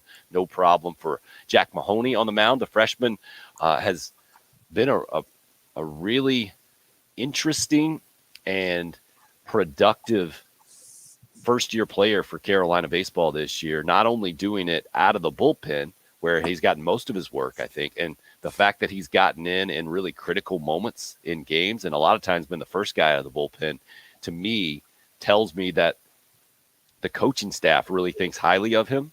But also he got the start the other night at third base for Carolina against Missouri. So you're able to get action on the mound and then at a position with Gamecock baseball, you're supremely talented. And this kid brings, I think, a competitive edge in a lot of ways. Played 3 sports in high school, was a high school quarterback. And last night, 7 strikeouts in 5 innings on the mound of that 9-0 Carolina win. Josiah Seitler with a grand slam. And who else hit the home run there? It was David Mendham there over at first base with a 2-run shot. Gamecocks up 8-0 in 4 innings, went on for the 9-0 win. Now 3 wins in a row, headed to LSU this weekend. Wanted to switch to Gamecock football real quick because before the break I mentioned there's an NFL draft analyst out there that has a Gamecock going in the 2nd round, and it would have taken me to get to the 5th guy that's projected to get drafted from the Gamecocks before I would have ever guessed it. So J.C. Horn, we all expect to go 12 through 25-ish. Is that fair, Patrick? I think that's where his range is right now. Yeah, I think it's closer to 12 at this point. He's okay. But locked into the first round. Locked into the first round. Mel Kiper Jr. has linebacker Ernest Jones being selected by the LA Rams at number 57 overall in the 2nd round. Which, I mean, it shatters any kind of projection that anybody else has right now. Patrick, you got some other numbers and projections pulled up in front of you? I know you're not a big Mel Kiper Jr. fan specifically. No, but some of the guys that I like, I'm just reading draft reports like Dane Brugler for The Athletic has him as the number 17 linebacker. So certainly not 2nd round. He has him probably looks like the 5th round range. And basically says the same things I said earlier. Overall, Jones has some athletic limitations, especially in coverage, but consistently finds the football with instincts and toughness, which will help him find a depth chart. PFF in their draft guide says he offers rare stack and shed ability for a linebacker. Just don't expect many plays in coverage, and basically says his pros and cons are instinctiveness, but con is athleticism. And then Lance Zierlein for the NFL Network puts him at a 5.99. He has a weird grading scale, but that puts him at a backup / special teamer or a developmental traits-based prospect, and just says he's a 2-down linebacker with limited speed and below average athleticism. So it's all kind of the same things, just good tackler, finds the football, and is a leader, and he's like pretty much going to be a 2-down, middle of a 4-3 defense. It's just guys like that don't go in round 2. Like freak athletes go in round 2. So I don't know what Mel Kiper has heard or has seen. It's a little bizarre, especially in a really good linebacker class, which we have this year. And this is one of the things about this time of year. And Bill, I know you're probably about the same level as me in following mock drafts, and maybe a couple of things will catch your eye. Isn't this part of the deal that you have to do things that are out of the ordinary to get any kind of eyes on your specific mock drafts, because there are 1,000 of them out there? And you have to consistently change it. Like you have to put out a new mock draft every week and always make changes. So it's like you're forcing things. 3.0. Right. Let me ask you guys this, because while the second round thing caught me off guard yesterday, we take this back to South Carolina football. If you're a South Carolina fan, second round would be wild for Ernest Jones. Kudos to the young man. We questioned, I think Patrick and I definitely questioned it. Tim, I think you were with us when he announced he was going pro. I think we were all like, it's an interesting, didn't see that one coming. Thought he would be a centerpiece for Shane Beamer's defense this year. If he does get drafted in the second round, or if you want to throw it and you want to say, hey, he gets drafted before the 5th round, and you look at the guys that have been drafted from Will Muschamp's team, and you look at this year, and you're probably going to have McQuamu and Jones, and you can have Shi Smith and maybe Hutcherson. Am I leaving one off? I feel like I'm leaving a 5th off.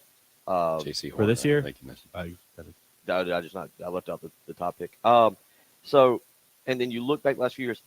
If you're a South Carolina fan, does it make you feel better about the talent that you currently have on the team?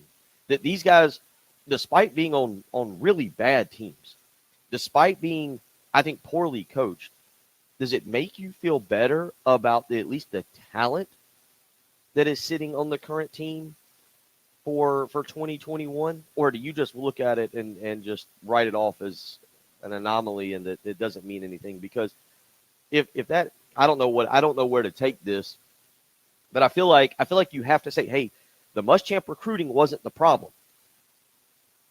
It was that whole coaching thing that seemed to really trip him up.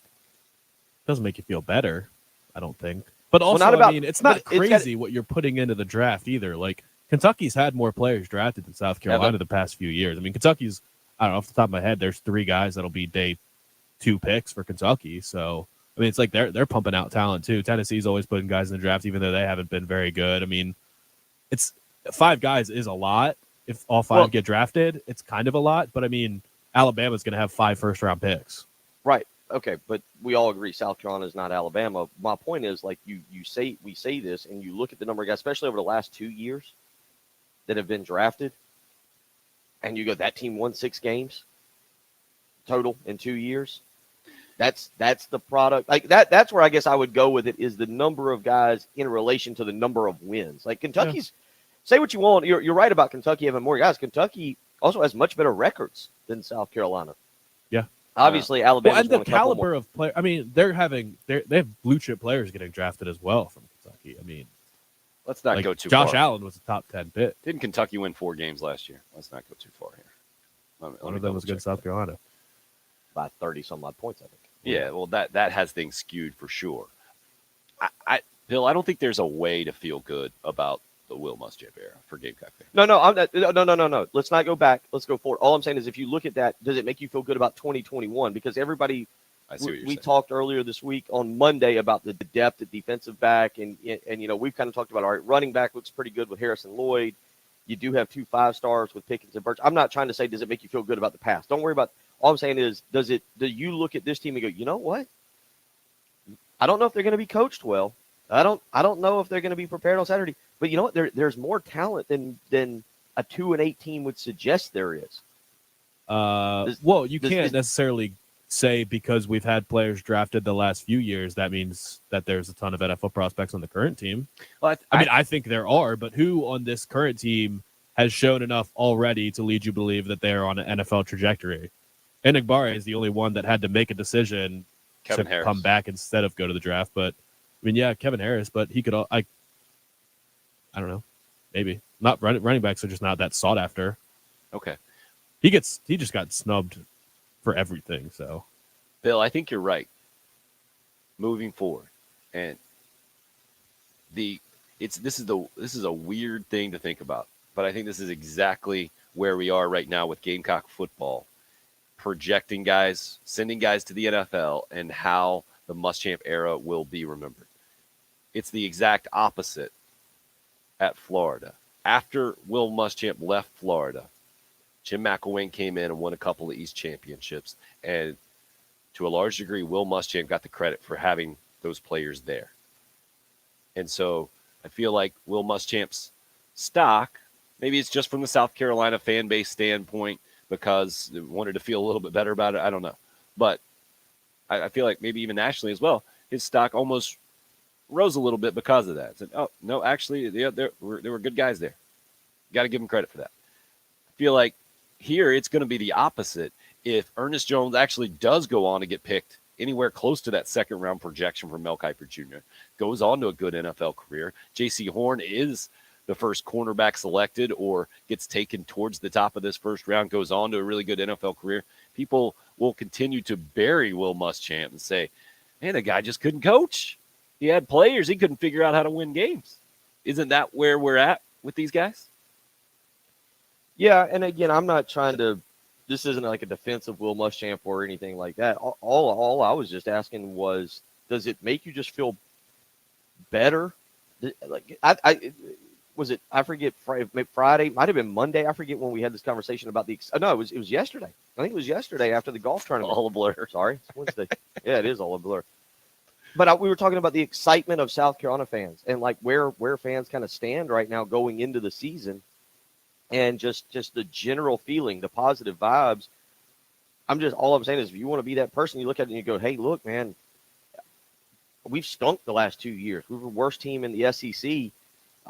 But I don't feel like the talent is as bad as being the worst team in the SEC. Now, some of you out there listening, comprehension never works, and you're going to think he's saying that they're going to win the SEC this year. No, but I mean, it's realistic to think 7 wins is possible, right? Like you go, hey, I think the talent's a little bit better than 2-8 and 4-8. It's a little bit better. 7 wins isn't exactly some kind of wild expectation that can't be reached. I'm with you. The Cocky Codger's with you on the Cool Care Heating and Air text line. Says maybe my wife snuck some vodka into my tomato juice this morning, but I'm with Bill on this. It does make me feel better about the talent on the 21 team. Anonymous texter hits us up and goes pretty deep here. He says it's not a question of if there is talent, but where's the talent? In other words, is the talent in the positions equitably across the board so that the team has a high level of consistency and can achieve desired outcomes? I noted part of this is on the offensive line. Even with Kevin Harris returning with more than 1,000 yards rushing last year, there's still a ton of questions about the ability of that offensive line to block and protect consistently. I think you could say the same thing for the defense. You know that for sure you're feeling really good about your defensive line and all the bodies you can throw at them, but you feel equally nervous about the secondary, the lack of playing time that is in that group right now.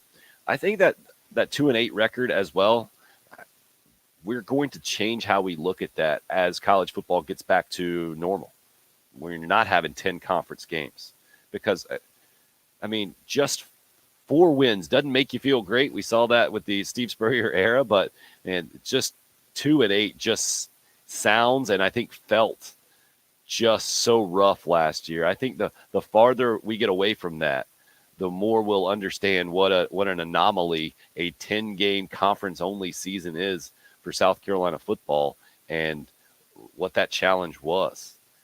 It's just how poorly I think that the team performed and just didn't compete in a lot of those games that really left Gamecock fans kind of feeling at the bottom of the barrel, what you're talking about, Bill.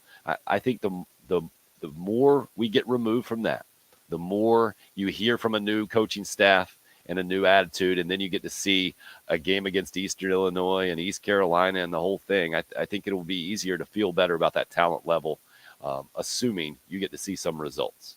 It's all a big question mark, though, in a lot of ways with Shane Beamer and company taking over. We'll continue to discuss this morning. Love to hear from you. 803-404-6100 is the number where you can call or text into the show. Love to have you on the live video stream as well, sponsored by Buford Lending, up and rolling on Facebook and YouTube Live, as well as on Twitter, the station handle at 1075 The Game. You're listening to the Early Game. The home of the game and new head football coach, Shane Beamer. I'm a process-driven person, and we're going to get started day one, advancing this program and making it better. 1075 The Game. I know it's cliche, but it's the truth. Welcome, Coach.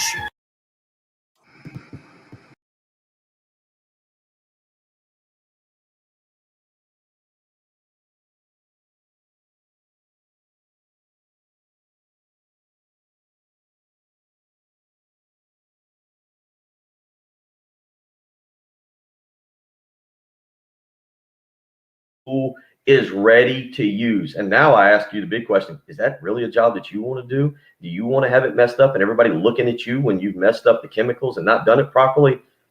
I can answer it for you. You don't. You need to use Corley Pool Solutions. It's actually cheaper to use Tracy Corley and his team. 20 years of experience than it is for you to go to the pool store, buy the chemicals, and do it yourself. They can do all pool maintenance at a flat monthly rate. You just need to give them a phone call today and find out how to get them over there to start the process. 803-445-8109. Again, that's 803-445-8109. They can do everything you need. Flat rate pricing, including all chemicals, pool maintenance, each time you need it. It's a family-run business. Tracy Corley is going to be there personally to make sure you're taken care of. So don't wait around. Get the pool clean today. The kids, the significant other, everybody will think you are just the belle of the ball. They're going to be so happy with you because the pool is ready to use, and it's all because of you. 803-445-8109. Give Tracy Corley and his team, Corley Pool Solutions, a call today.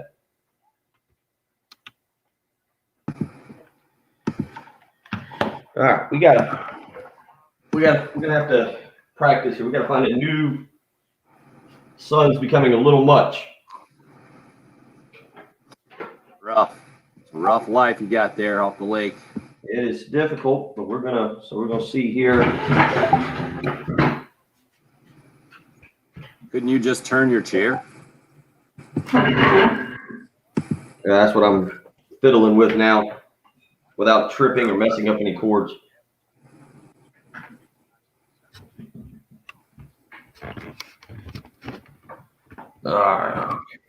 Or spilling anything.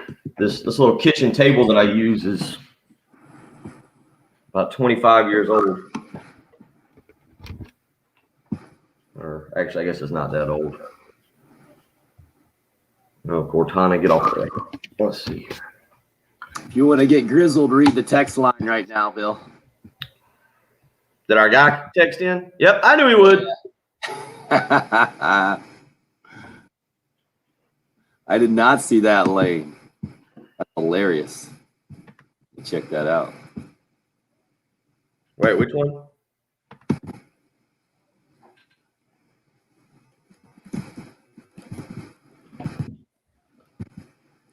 You send us a link on that thing, man? Who are you talking about? Somebody threw their glove at a ground ball last night. Okay. All right, let's see if I can bring this around. Have you guys heard anything about the Eagles story article that was written in The Athletic a couple days ago? Very interesting. Basically, talking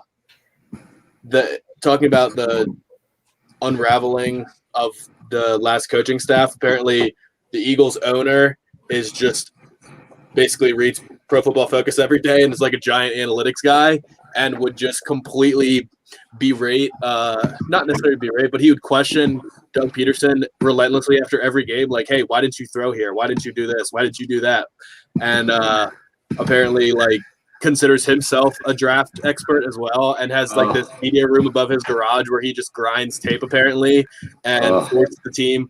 Essentially, like, made the decision, hey, Jalen Reagor is an analytics darling. We're going to draft Jalen Reagor over Justin Jefferson and force them to take him over Jefferson.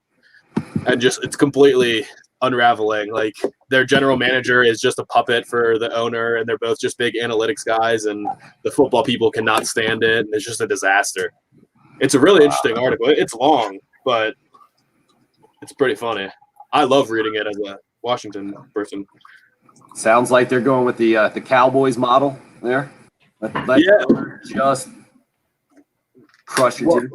Yeah, well, the meddling owner is nothing new. Like, we've dealt with that with Dan Snyder for years, and Jerry Jones does the same thing, but theirs is a little different. Like, they don't consider themselves football people. Jerry Jones does, but Dan Snyder mostly just says, like, hey, this guy's going to sell a lot of tickets. Or in the case of Dwayne Haskins, hey, this guy went to school with my son and he likes him a lot. Let's draft Dwayne Haskins. I don't know how you convince an owner that he's not a draft expert when he's just completely set in the fact that he is. Yeah, brutal. Yeah.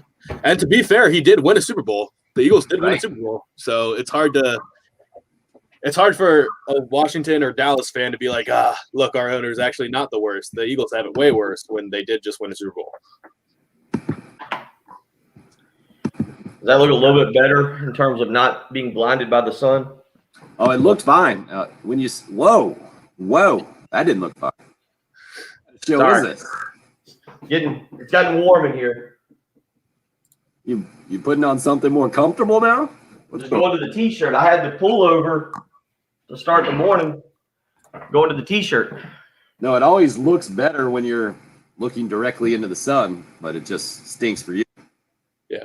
Oh, it looked better when I was looking into the sun? Yeah, it was just unfortunate for you, not us.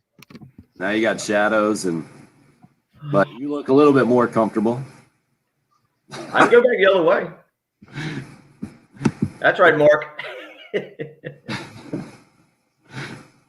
And Mark's out this morning. We're gonna get taken off YouTube for that. That was a Seinfeld episode. Is that a nipple?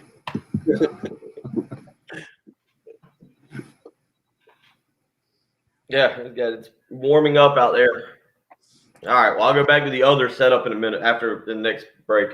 Or the top. I got the freeze frame we're going to use to promote the show from now on. How high did it come up? Did I?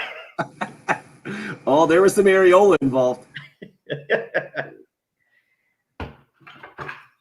All right, we're coming back. Take the extra minute. Yeah. Thank you, sir.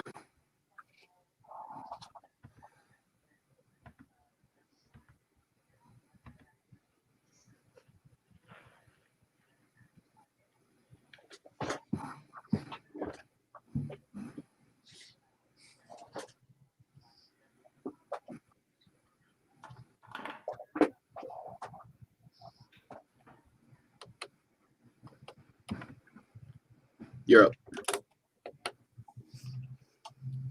The mere mention of the fact that you might feel better about Gamecock football talent has the trolls up and going on the Cool Care Heating in their text line.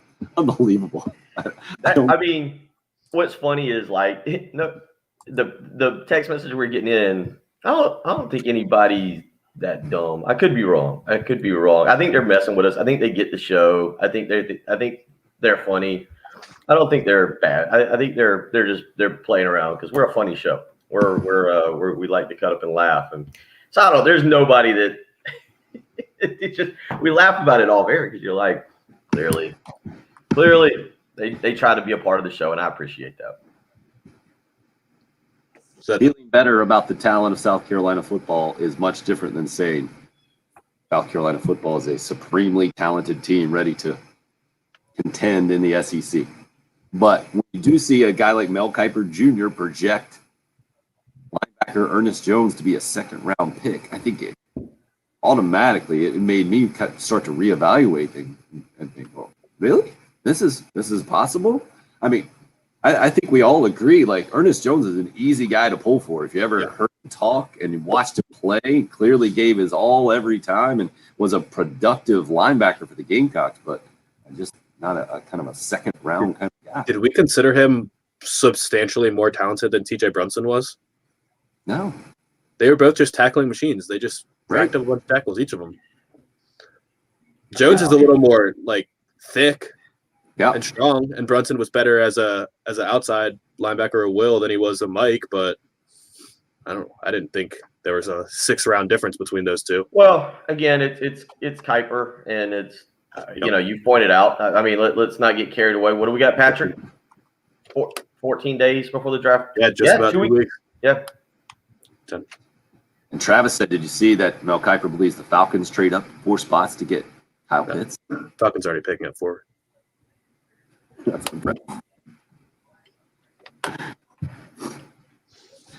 They're trading up to 0.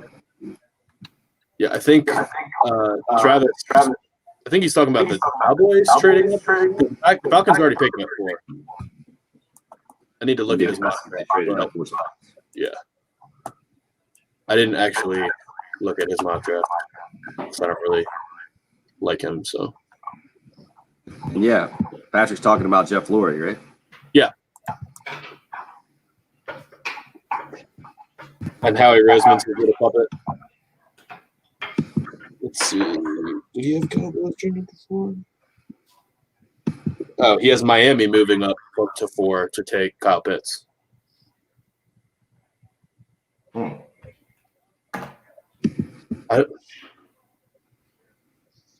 wouldn't make any sense. They were already picking at 3. Yeah, that doesn't make any sense. So what Mel Kiper has them doing is they got 2 first-round picks to move from 3 to 12, traded one of those first-round picks back so they could move back up to 6, and then he says they're going to trade the second first-round pick so they can move from 6 to 4. So That's exactly what Kevin Costner did. That's draft day. Mel Kiper has the Dolphins essentially getting nothing out of it but moving down 1 pick because they were already at 3. That's draft day. It doesn't make any sense. Yeah, Jerry Jones is infatuated with Pitts. I don't know what you would have to trade to get up to get Pitts, but at that point, it's just going to be defense optional in Dallas, and we're going to try and score 75 points a game. How's that? Any better? No better? Same. Dang, good Lord. I think just to get you to stop moving, we'll say better.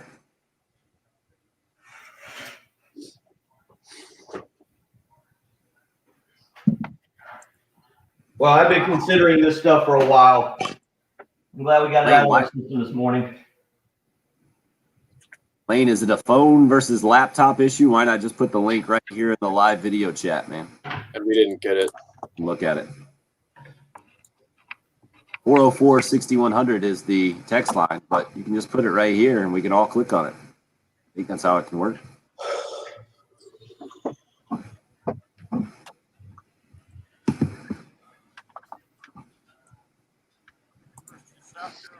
Big night in the NBA last night, too. Was it? Jamal Murray tore his ACL. That was 2 nights ago. 2 nights ago? Oh, and Steph Curry broke the yeah, 2 nights ago. Yeah, 2 nights ago. He broke what? Broke the Warriors' all-time scoring record. I saw it this morning, the cool video of Chris Mullin. Chamberlain, right? Yeah. Will Chamberlain had it? Yeah, Chris Mullin opened up the post-game press conference with a cool little minute and a half speech to him, just saying thanks for being you, doing everything in a classy way. Chris Mullin did that? Yeah. What, just Chris, is he doing any kind of announcing or something? Or no, it was the Zoom press conference, and I guess he just got the link and opened it up. Just Interesting. This is an interesting thought from Mark, right? Who is the last tight end to be drafted so high? TJ Hawkins. 2 years ago. What number? 8, I think. Top 10. Who? TJ Hawkinson. Where was Was he he from? is he an Iowa guy? Is that right? Yeah, that was the year they had 2 first-round Two? tight ends taken. It was him and Noah Fant. And what about the dude? Is it South Dakota?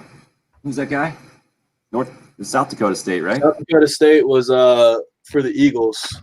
Right. He got drafted pretty high too. Dallas On the first- Goddard. He was a second rounder. Yeah. He was second round. I thought he was first round. Yeah, I think he was second rounder. Hayden Hurst is right up there, right? As one of the highest up there drafted tight ends recently. Yeah, Yeah. Kelly Winslow Jr. is probably the best example. But I mean, he was productive early in his career. Vernon Davis. A really good career though. I'm trying to think of busts. Or Oh, guys busts. taken so high and just never really panned out, or just didn't seem to be worth the value.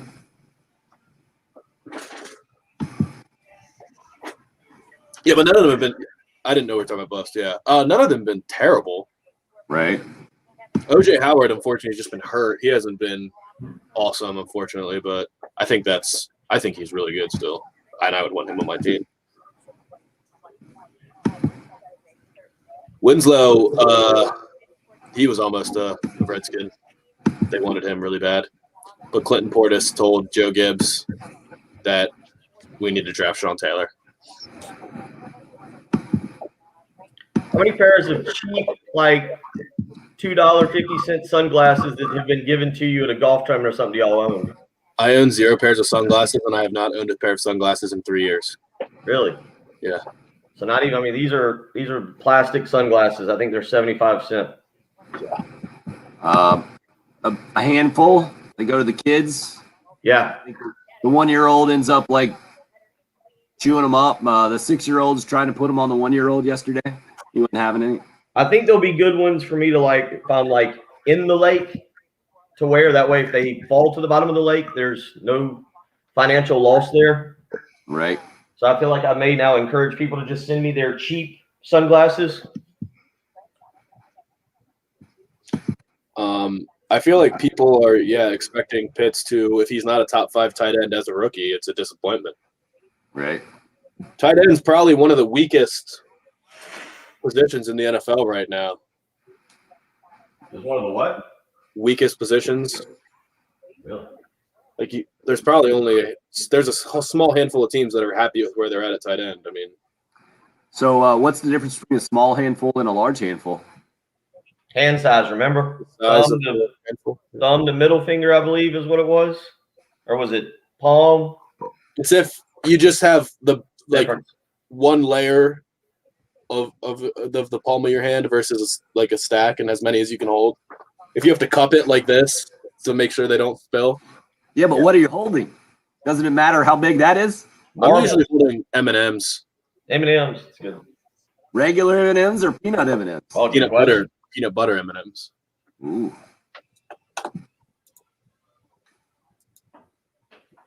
I got all kinds of these glasses. If I can find them.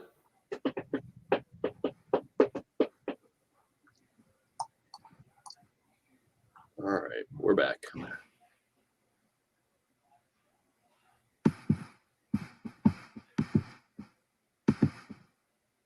Hill.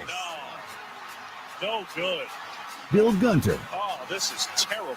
And producer Jennifer Jensen. There are going to be ramifications for this going forward. And it's just no point to it. Now, here's Tim Hill and Bill Gunter There were definitely punches thrown. Yeah. on 107.5 The Game. I know you don't like to sit still, Bill, but this has been a whole new level today. I mean, just a whole new level of moving around for Bill Gunter. You have not sat still for more than like 6 minutes today.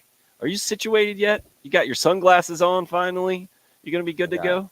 Multiple. I got. Why would you need multiple pair of sunglasses when you have some on your face?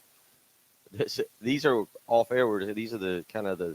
I mean, not. I wouldn't even label them the cheapos. These are the ones that. Like, these are Coors Light right here. These are Fiesta Bowl glasses that feel like if they fall on the floor, they're going to shatter into 22 different pieces. Ones we got at like SEC Media Day. Like these are all the ones you get like it's in like the little gift bag that comes, with at a golf tournament or if you show up for like a convention or something. So I don't know, just in a good mood, man. I got a great night of sleep. I really did get a great night of sleep. I felt good this morning. Got up, got the kids to school. We'll hear all about it at 8:40. You will. Can't wait for Yeah, that. you will. I was trying to. Yeah. Wow. All right. Bill is in it. A lot going on. Yeah, you got a lot going on this morning. Lunchbox issues. Now you got text messages coming in. Oh, he's all ready to go. we found the second lunchbox. It was in the car. Great news. Great. Everybody feels better now about that. We felt it was in the car. They feel like Austin felt good. He got to talk on the radio. Then I think he only wanted to talk on the radio because apparently his gym teacher listens, and so halfway to school he's like, "Oh, I don't have gym today. I'm not going to get to see Coach whoever." It's like, no. All right, that was a blown segment. Then just run it. We'll run it back on Monday. He'll remember. Oh, he nailed the timing much better than you do. He nailed it. And he doesn't want to go to school. Sometimes you got to go to school. Sometimes you got to go to school even if you don't want to school. I mean, that is words of wisdom from an 8-year-old like I would not expect in the 10 seconds that he had. That was impressive. Cardale Jones would never. A lot more impressive than some of our text messages we've gotten in. But you mentioned you think some are just trolling. Been talking about South Carolina football and feeling better about the talent level moving forward. I think that's a massive question right now as we sit here in April, a week from Saturday outside of the spring game. And I don't think the spring game is going to tell us anything about that, because how do you evaluate? I don't understand how you evaluate a talent in a spring game, because when you're playing against each other, there's always one side that you can feel poorly about if another side makes a play. And I guess maybe if you see big plays on both sides kind of equally throughout the day, or you just see levels of quickness or speed that make you feel good. But I just don't know how you evaluate that from any kind of unbiased standpoint. But I think it is a very legit concern right now from Gamecock football fans after a 2-8 season, after a lot of uncompetitive losses in those 8 losses, to be very concerned, to hear Shane Beamer say, we don't have a third team defense right now. And a lot of guys are on the sidelines this year as this coaching staff is still trying to figure out, all right, what exactly are we working with here? Guys are still, as a typical spring practice, banged up, coming off surgery, still not 100% and not getting after it. It's a very legit concern heading into this season, Bill. From a talent standpoint right now, 1 through 14, where's South Carolina football? It can't be in the single digits right now, can it? Doesn't it have to be 10 or lower when you're talking about SEC football talent headed into the 2021 season? We could kind of research this. I could kind of look at. I'd have to go back and look it up. I mean, if you're going on recruiting rankings, I mean they've been middle of the pack. They were really, with the exception of this past year, they've been middle of the pack. If you're just basing it on recruiting rankings and blue chip players, then you'd probably say 7 or 8. Now that's recruiting. That's not what gets put on the field. You'd feel better. What they'd probably be ahead of Ole Miss. Ahead of Ole Miss, but you don't. But I wouldn't go into the season saying that South Carolina is more talented than Ole Miss, because you think that Ole Miss has a really good quarterback that's you watched the game last on the year. Same wave with his coach, and they're going to score a boatload of points. If you're doing just the recruiting rankings, and I'm doing this off the top of my head, so I apologize if I mess this up.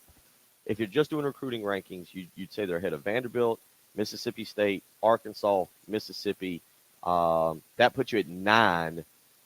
Missouri, Kentucky, and Missouri. That's just recruiting rankings. Just that's not. I've seen the product on the field. Are we definitely better than Kentucky from a recruiting rankings? Yes, only recruiting standpoint. rankings. Yes, I'm not debating the coaching or the development or what they've got on their roster now. I'm just telling you recruiting rankings. So that puts you at 6. I mean, that puts you around 7 or 7 or 8, and I think South Carolina has out recruited Kentucky. Now, obviously, that has not translated to on the field production, and that's where it's got to change, and getting the most out of your prospects. Look, South Carolina probably will never, in terms of overall talent, you guys would agree with this, right? They're probably never going to be better than 5th or 6th in the league. No, Alabama, disagree. Georgia. You seen the old replays of that 2010 defense?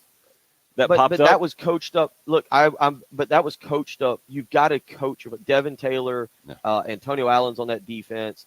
Okay, we're having a DJ different Swear conversation. You're talking about just recruiting rankings and talent. I'm talking about college football players and what they become, and then go on to the NFL. And so if you're going to tell me that South Carolina is never going to crack those top recruiting rankings, I'm not going to disagree with you on that one. But to me, that I don't think that's how most people evaluate this thing. I don't think that's the accurate evaluation. It's part of it for sure, but it's just the very beginning part to me. I mean, there's so many guys who have a lot of stars coming out of high school and never pan out at all in college football. I just don't think that's the way you can just see the entire conversation that we're having here. And having that in mind, that's why I don't have South Carolina in the single digits right now. You can't have them in the top 10 in talent going into the 2021 season. Based off of, I mean, you got to also evaluate this thing at critical positions, right? What you said, Patrick. Ole Miss has a really good quarterback. That weighs more heavily than having a really talented punter or wherever you want to go. That's a much or just less redundancy, having 3 really good defensive tackles, because that, I mean, only one of them or 2 of them can play at a time. We had the texter hit us up earlier and talking about it's not about the level of talent, it's how equitable it is and how consistent you can get results from positions across the board. I think that's the much better way to evaluate a football team and how it's going to get results, as opposed to just stacking up recruits. Now, I think, Bill, from the recruiting standpoint, I think South Carolina probably does deserve to have more credit right now than maybe even the fan base is willing to admit, just because of the lack of production it's seen. But yeah, there is talent there, and this Ernest Jones conversation is what has us here today. That Mel Kiper Jr. could even fathom putting Ernest Jones, the Carolina linebacker, in his second round in his mock draft.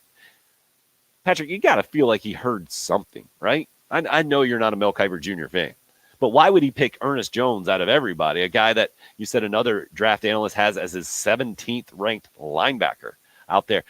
I would think it would be, from what we know of Ernest Jones, the way that he is talking to these organizations has been really impressive. Just hearing from Ernest Jones is really impressive. And that he could catch on and fit into specific defensive schemes very well and be that kind of guy.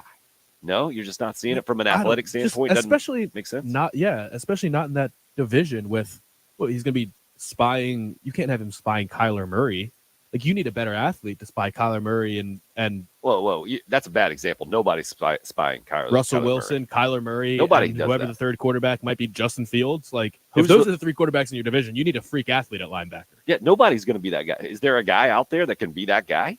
Come on. I mean, Isaiah Simmons is built for that, or Micah Parsons, who's in this draft, Jeremiah Owusu-Koramoah. Like, that's the new thing. Those are the guys that are getting drafted highly, or the unicorns. Like, when you talk about, Dan Mullen said it his pro day that Kyle Pitts is a unicorn. The only way to defend a unicorn is with another unicorn.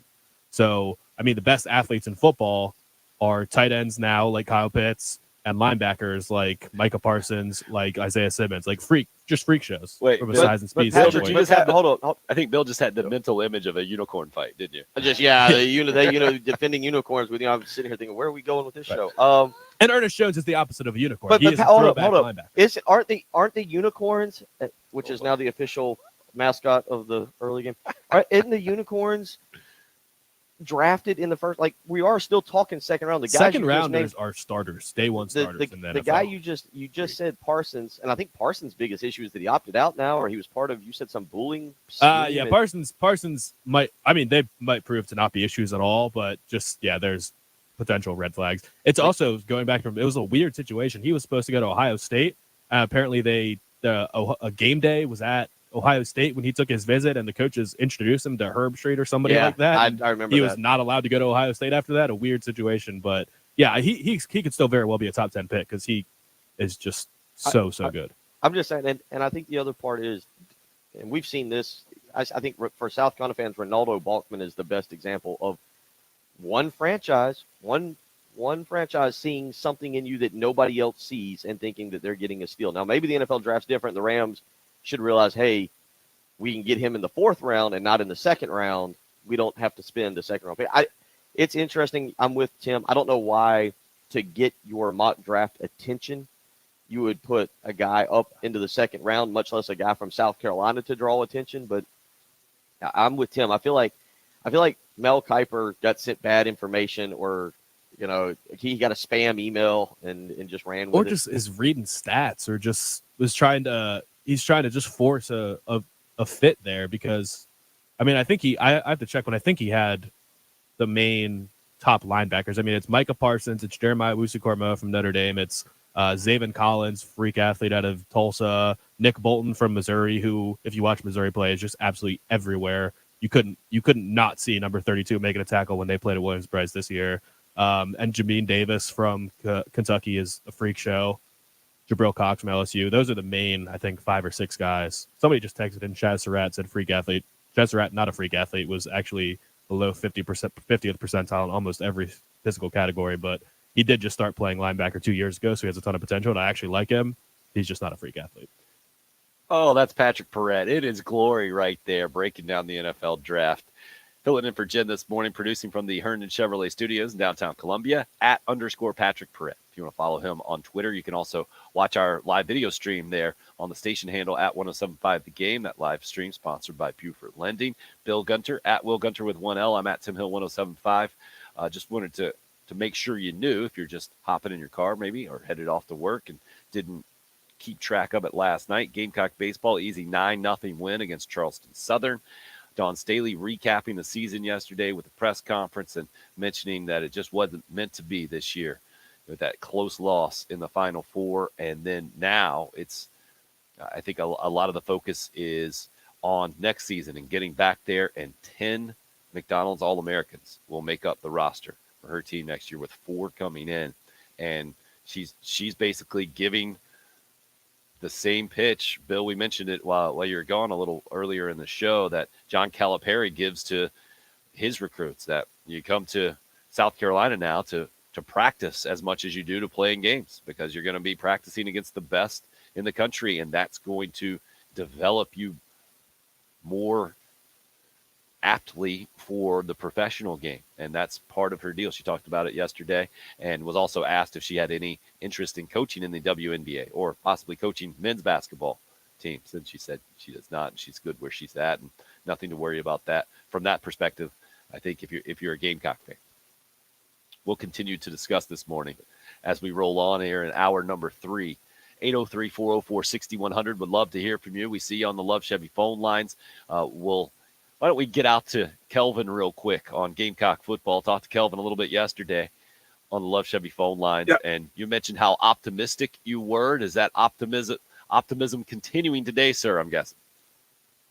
Yes, sir, it is. Yes, sir. The passion continues. And thanks for taking my call again. I was just trying to say yesterday also about the spring game, and great Coach Tanner, man. I heard over the weekend North Carolina State was having, an amount of fans coming in with some recruits, although they can't say anything to the recruits. But I think we need to capitalize on this momentum and passion the fans have behind the football team right now. And I understand the COVID deal and all that stuff going on, but man, we gotta get the fans in there, man. Get the support going and keep it going and put out a good number where fans feel like they're part of this thing moving forward. Also, real quick, this is off topic, but basketball, and I don't want to come off sounding bad about saying this, but I was happy to see a Caucasian basketball player commit to us a few days ago from Washington. It was like one of those things where that's awesome, because it seems like we don't recruit or, although I know we did have the one guy from Columbia, but he opted out of the season.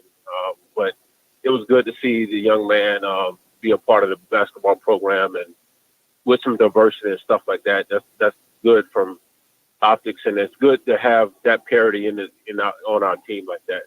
But I'm loving Gamecock football. I can't wait to see all the videos. I'm waiting to hear Frank Martin this afternoon. I can't wait to Shane Beamer and the players get back up there. The other coaches talk videos, talk about the season, what's going on.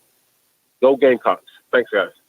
Kelvin, ladies and gentlemen, you guys should be on the live video stream just for the reaction of Bill and Patrick with Kelvin's out of left field comment about Gamecock basketball there. And Kelvin, just as a heads up, you won't be able to hear Frank Martin this afternoon. He was originally scheduled for a press conference to give his thoughts on the season, and obviously would be asked about the new extension, but that has now been postponed to tomorrow. I believe it's 9 a.m. tomorrow. Going to be an announcement about MLS partnership with the University of South Carolina a little later today, so that has pushed things.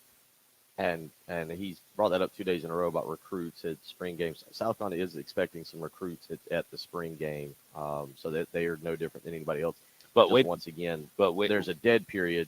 Right, that is going to be weird, right? I mean, they will yeah, have they to go can't out of their way to interact, or make they can't sure that you don't interact. Yeah, they right? can't interact or entertain or do. Yeah, they can't do your typical recruiting deal that you would do for a spring game. But kids are allowed to be on campus. I think Antonio Williams, the big time wide receiver from Dutch Fork, is expected to be at South Carolina. I think he was also at the Clemson spring game. I was going to say he was also at the Clemson. Right?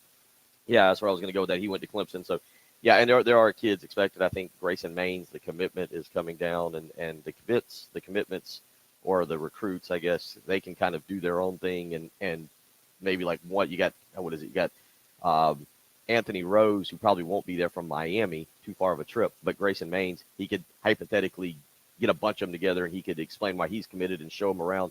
Coaches, however, cannot interact with them, but South Carolina will have a few guys at the spring game, so they'll do the same thing that everybody else is doing. Live video stream comments. Mark, that was something on Kelvin's call. Chad says, my Lord, where has this live stream been my whole life? Those reactions are gold. I love it. Jim says, good morning. Just got on. Love that we can hear the callers. Thanks, guys. Yeah, we've improved the audio on the old live video stream.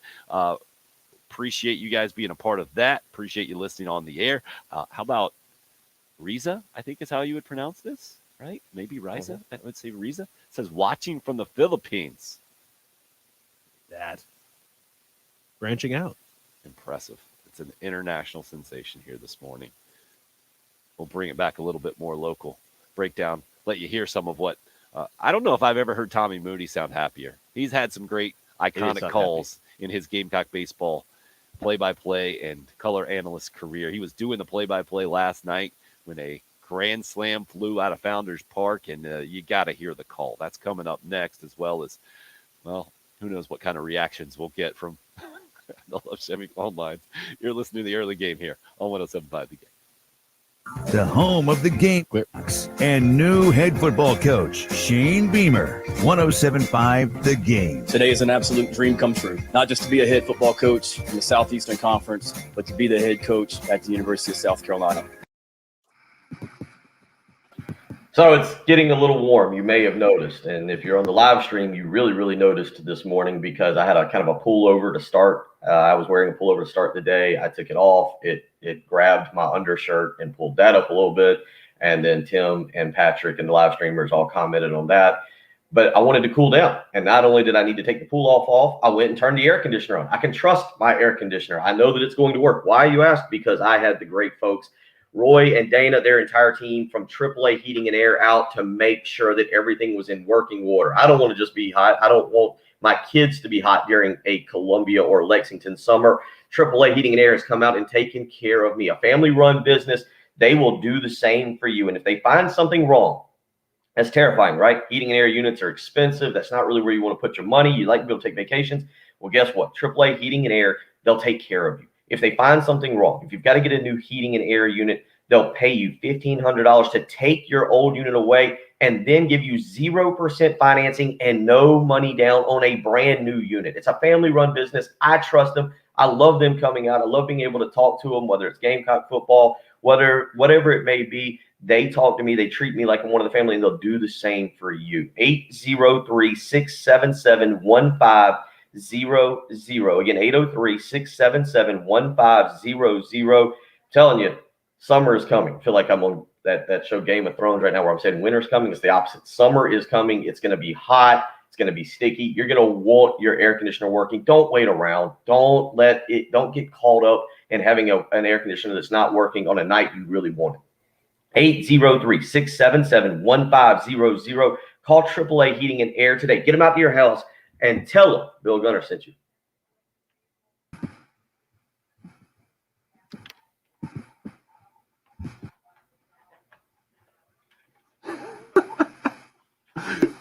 You see Steven's comment here? Yeah. Good stuff. That was a strong left turn across 2 lanes of traffic. Honks a blowing. Kelvin, wow. Impressive. Here we go again with the attendance discussion. No, left turn. All right.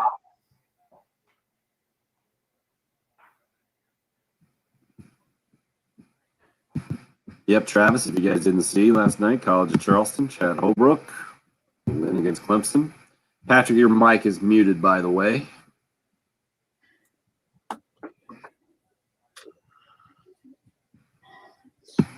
You talking about Mississippi State football?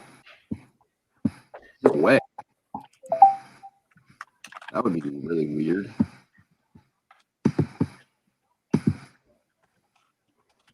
Let me look up preseason top 25 college football.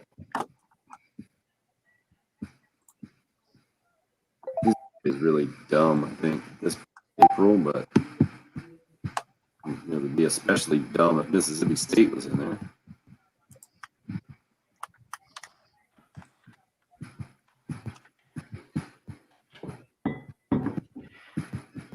Oh, what a day. What a day. Coastal Carolina preseason number 18. Something. Yeah, I don't see. Wait, is that preseason or just FPI or whatever? No, I'm looking at Athlon Sports right now. Preseason, way too early, top 25. It is almost time to. Yeah, ESPN's FBI does have them at 8. What? Mississippi State? Yeah, I don't know how that's possible. See, Ole Miss is an Athlon thing here, so I guess what you saw is correct, sir. Doesn't make any sense.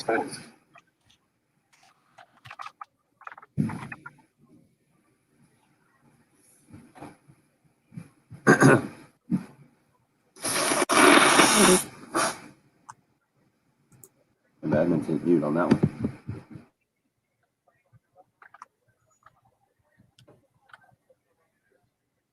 Will Rogers.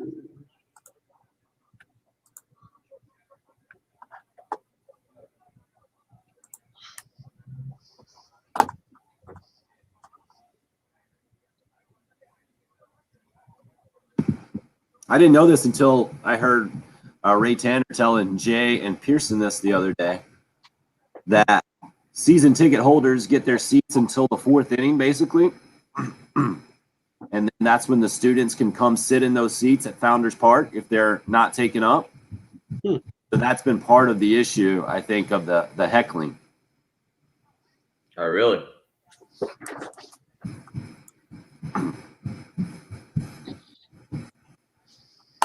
How far is Kennesaw, Georgia? I think it's South Georgia. I'm not positive, though. I think you're right. Got a big pro day going on there? No, the PLL released their schedule. That's the closest they'll be. It took me at least 3 seconds to figure out what you're talking about with PLL, to process that in my head. Still haven't gotten it. Premier League lacrosse. Oh, I had a question. I was listening to y'all coming back, and it brought up a question in my mind for Patrick. Yes. On air. I was going to save it for on air just to jumpstart a conversation a little bit about the Ernest Jones. If you want to go back into the Ernest Jones thing, I'm down with that because Patrick's going to get fired up for this last text, I'm guessing. What position would he play in lacrosse? Is that the question? I sure hope not. Because I don't even know positions in lacrosse.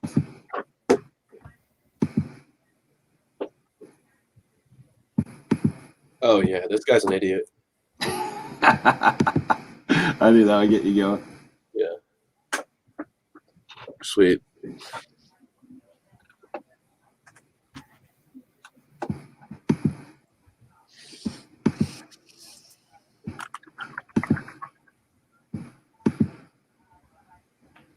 Kennesaw, north of Marietta, so it's relatively North Georgia then? Marietta's right around Atlanta, right? North Central? I could just look it up, I guess. We're really into the geography. All right, we're back.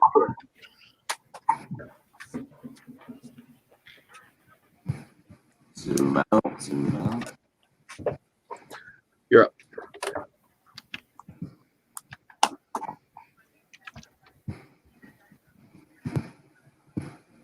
Ten times a day, every work day until May 12th. Going to give you a chance to win some money. Secret keyword will be announced.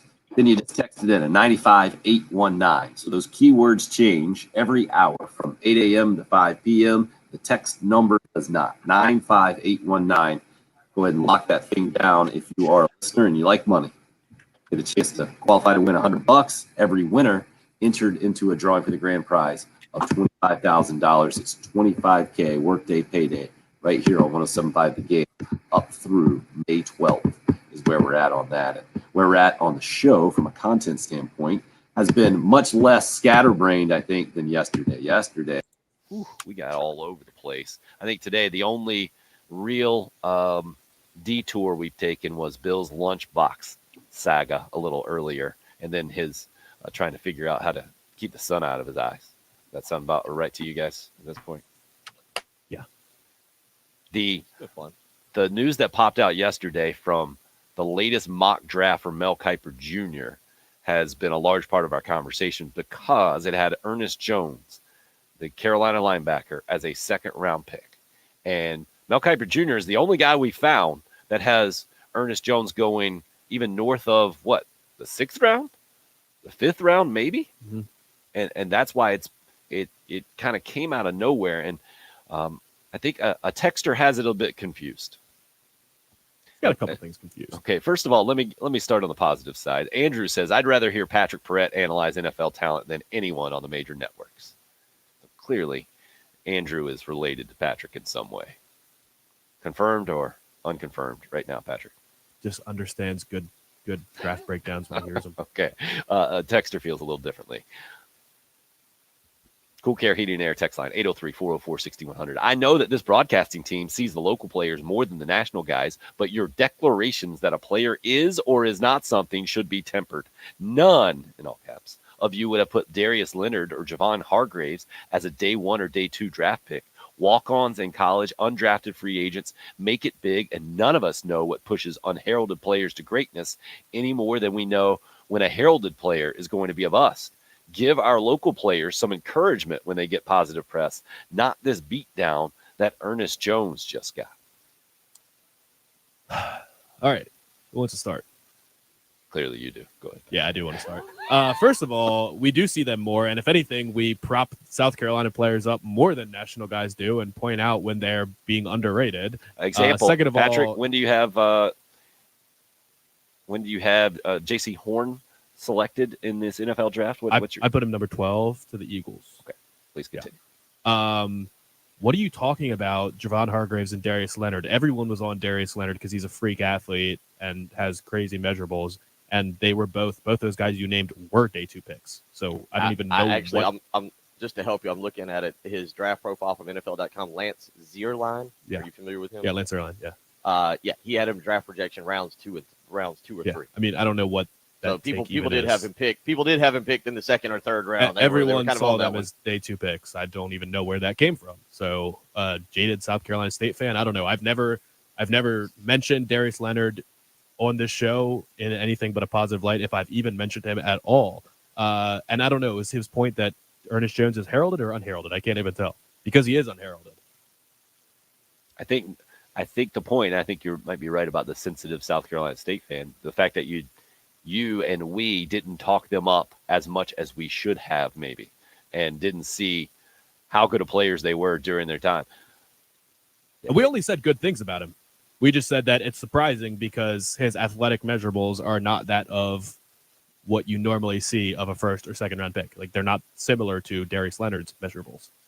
Well, this is where I think people want it both ways, right? If you tune into us and you only want to hear good things about local players, that's just not what this is. That's just going to be a boring show, right? We're not here to rip people, but we're here to give you realistic takes on sports, man. Well, and these are big boy sports we're talking about. This is not. This is if we're going to talk about 8-year-old coach pitch baseball, then we're not gonna tell you where guys really need to improve in the whole. That's not what this is. This is big boy college athletics.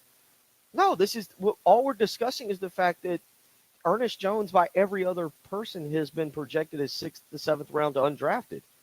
These aren't we're not even projecting him anyway. I guess Patrick is, because today he doesn't have his whiteboard, but he was going through his he was going to make it yesterday if we'd have given him more time to get through the first 2 rounds. He was going to go through the first 2 rounds.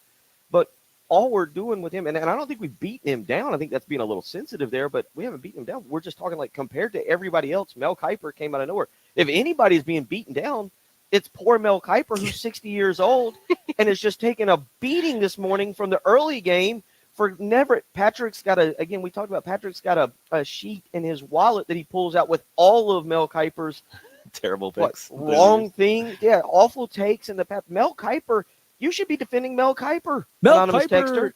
what is his food thing? It's something really weird. I think he said he like takes the cheese off his pizza and puts mashed potatoes on his pizza or something weird like that. See, Mel Kiper Kiper's the one that's taking it this morning. With a giant head and a small body, and Defend he's Mel just Kiper. obnoxious. Yeah, He's made so many millions of dollars, and he's just loving that we're talking about him right now. That's all he does. Chris says, I'm a Gamecock homer, but a realist. I know not all of our players are the best in the country, but we'll support them till the end. Go Cox. If you're hearing a lack of support, I think that's what you want to hear right now. I think the most interesting part of this conversation is how does it make Gamecock fans feel to see guys like, who am I thinking of from the defensive line with the Vikings? DJ, help me out here with the last name. Wanham? Yeah, DJ Wanham. Have as much success as he had last year in the NFL, and yet has played on mediocre to bad Gamecock teams in his career. How does it make you feel to see a guy like TJ Brunson make an NFL roster? And to me, what I saw in TJ Brunson's career was he was asked to do basically everything and be Superman on that defense. And at times he was able to do it. But most of the time it seemed unfair to him, almost the scheme, the way that they were playing, that he wasn't getting much help. And he wasn't getting much help from a guy where was Javon Kinlaw drafted overall? Top 15? Teens, yeah. Right in there, 17, something like that. That guy was right in front of him. And yet, consistently, you've seen bad defenses put on the field for the Gamecocks in the last few years from a head coach who was supposed to be a defensive genius. Well, I think, and I get it, a lot of it's measurables. You can have really good players. I mean, Michael Sam was SEC Player of the Year at Missouri several years ago, and barely got drafted. And the reason I use him as an example, I think if you polled Gamecock fans right now, if we said, which linebacker do you want back for 2021? You can take one of these 2 linebackers. Do you want Sky Moore or Ernest Jones? Who do you think people are going with? 90% Sky Moore, right? And I'm not, this is not a knock on Ernest Jones. But I think we would all say that Sky Moore was probably the more productive linebacker. That's fair. I think some kind of interceptions record. Yeah, I mean, numbers say that. And the only one of 2 guys to lead the team in tackles 4 years in his career. Yeah, and so I just, it's not a knock on Ernest Jones. It's interesting. Look, if everybody's pulling for him. If he goes in the 2nd round, every Gamecock fan should be thrilled that. And then you use it as another recruiting tool. And I think Shane Beamer and Justin King and the staff, they'll do an incredible job of selling that you can come to South Carolina and doesn't matter, play good. you go to the NFL, and that's what they're doing now. So, you pull for him. It's just I think the wild thing is the swing. The reason we're having this discussion this morning is because Mel Kiper went so far out of the box on his projection compared to 98% of all other draft analysts, and it's just kind of interesting. It creates a little bit of discussion. Yeah, and to your Sky Moore, I think your point was that Sky Moore was undrafted, even though we consider him a better player. I do think he was probably in college just a couple years too early because his thing was he was like a tweener. He wasn't big for a linebacker, and he was not the athlete that you'd expect from a safety. I do think he would definitely get drafted if he was in this draft because positionless football has become more of a thing. Well, also a big injury issue, I think, with his neck, and that was the surprising part that got him back to South Carolina, really, in the transition between Steve Spurrier and Will Muschamp, and then the fact that they didn't move him to safety, which I thought that was more a natural fit for him to play in the NFL, and clearly he's still made an NFL career to some degree there with the Colts for a couple of years, but yeah, don't misinterpret that we don't want guys to succeed out of here just because we're not talking them up. I mean, what a terrible show this would be, Patrick, if your draft projections were 1 through 5, the 5 Gamecocks, right? I mean, that's we can't just give you the local guys. We have to give you our honest assessment of where they fit in the national and picture. More than that, we're just comparing what Kiper said to what other draft analysts have said and where he's ranked in most of the consensus boards. And Bob, I think Bob is where a lot of Gamecock football fans are right now. I don't give a dang how many are in the NFL if we're not winning football games.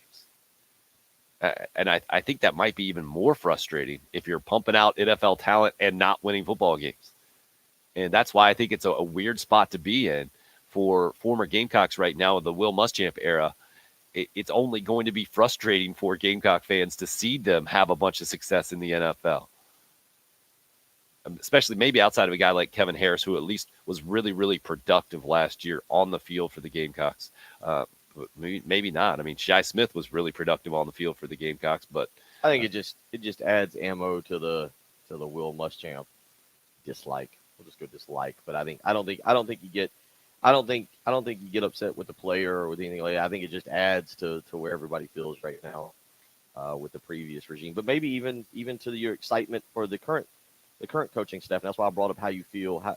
How if something like that happens, if it makes you feel better about the team that is going to take the field this year. Not that they're going to win the SEC, but that maybe they can easily get, maybe, or not easily, but maybe 7 wins is a lot more realistic. No, it's got to make you feel better.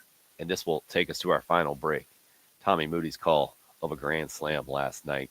Gamecocks get up 8-0 after this shot against Charleston Southern, go on for the 9-0 win, their 3rd straight, headed to LSU, a Thursday, Friday, Saturday series this weekend. You're listening to the early game. This is Tommy Moody last night from the Learfield IMG College broadcast. There's a high drive. That ball is way back. That ball is a Garin salami out on Ray Tanner Way, straight away right field, and it was hit an absolute ton. I think he guessed right on that one. Women's basketball coach Dawn Staley, and you're listening to the home of the Gamecocks, WNKT FM, Eastover, Columbia, 107.5, The Game. Sponsored by Wendy's Breakfast. Do you ever get breakfast and regret it? If you want a breakfast that's sure to start your day in an amazing way, get Wendy's $1.99 honey butter chicken biscuit. Yeah. Sleep number? Yeah, we can do it. I can't hear you. Yeah, you got sleep number. Yeah. I'm sorry. Yeah. We can do it after this 15-second Discover spot. Attaboy, Chris. All right, 10 seconds. I'll put you up. Now that was live behind-the-scenes radio.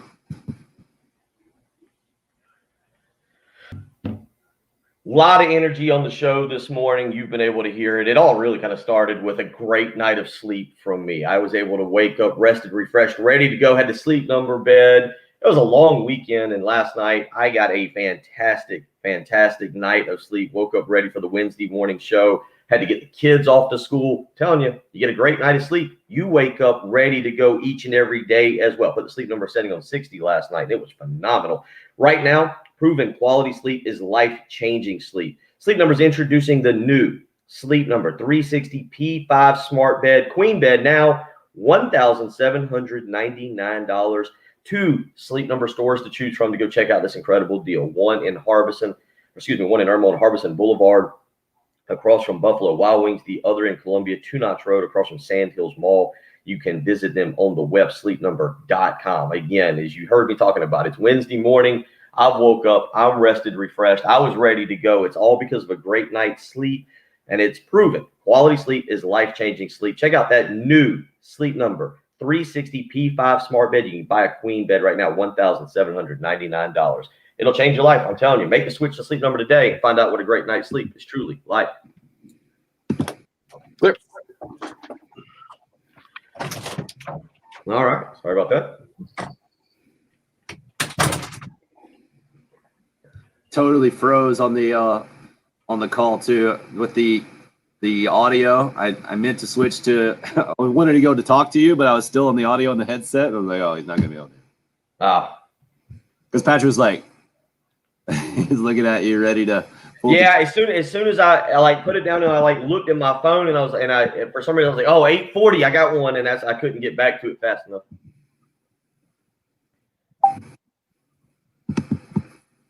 All right. Go get things done. Thank you, Anthony. Yes, and Chris, go get things done.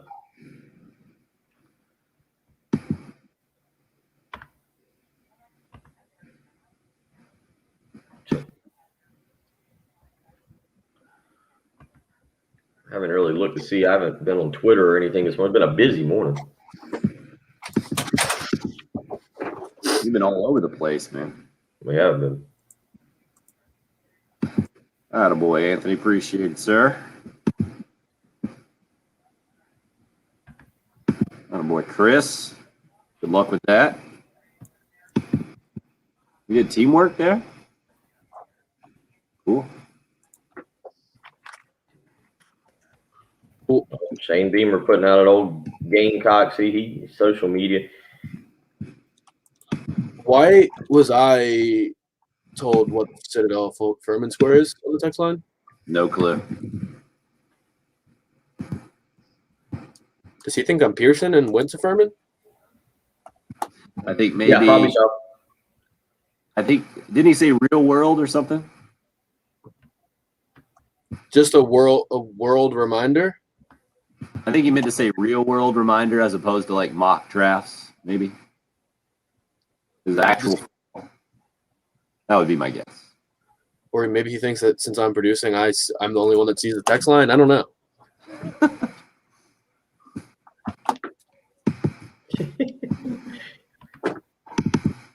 You just come back and be like, yeah, Citadel's. I mean, as far as I know, there's 4 or 5 NFL prospects potentially on that team. That looks about right. I got no dog in that fight. Oh man, I cannot do this ticker with the bubble letters. That is brutal. You signing off on that too, Patrick? You condone it right now?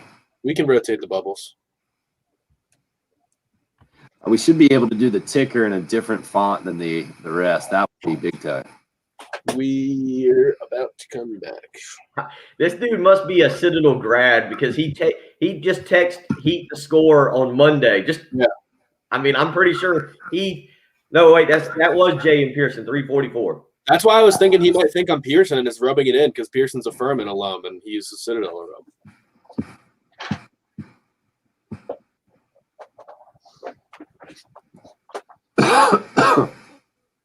Oh, it looks like we're Gamecock Larry's calling right now too.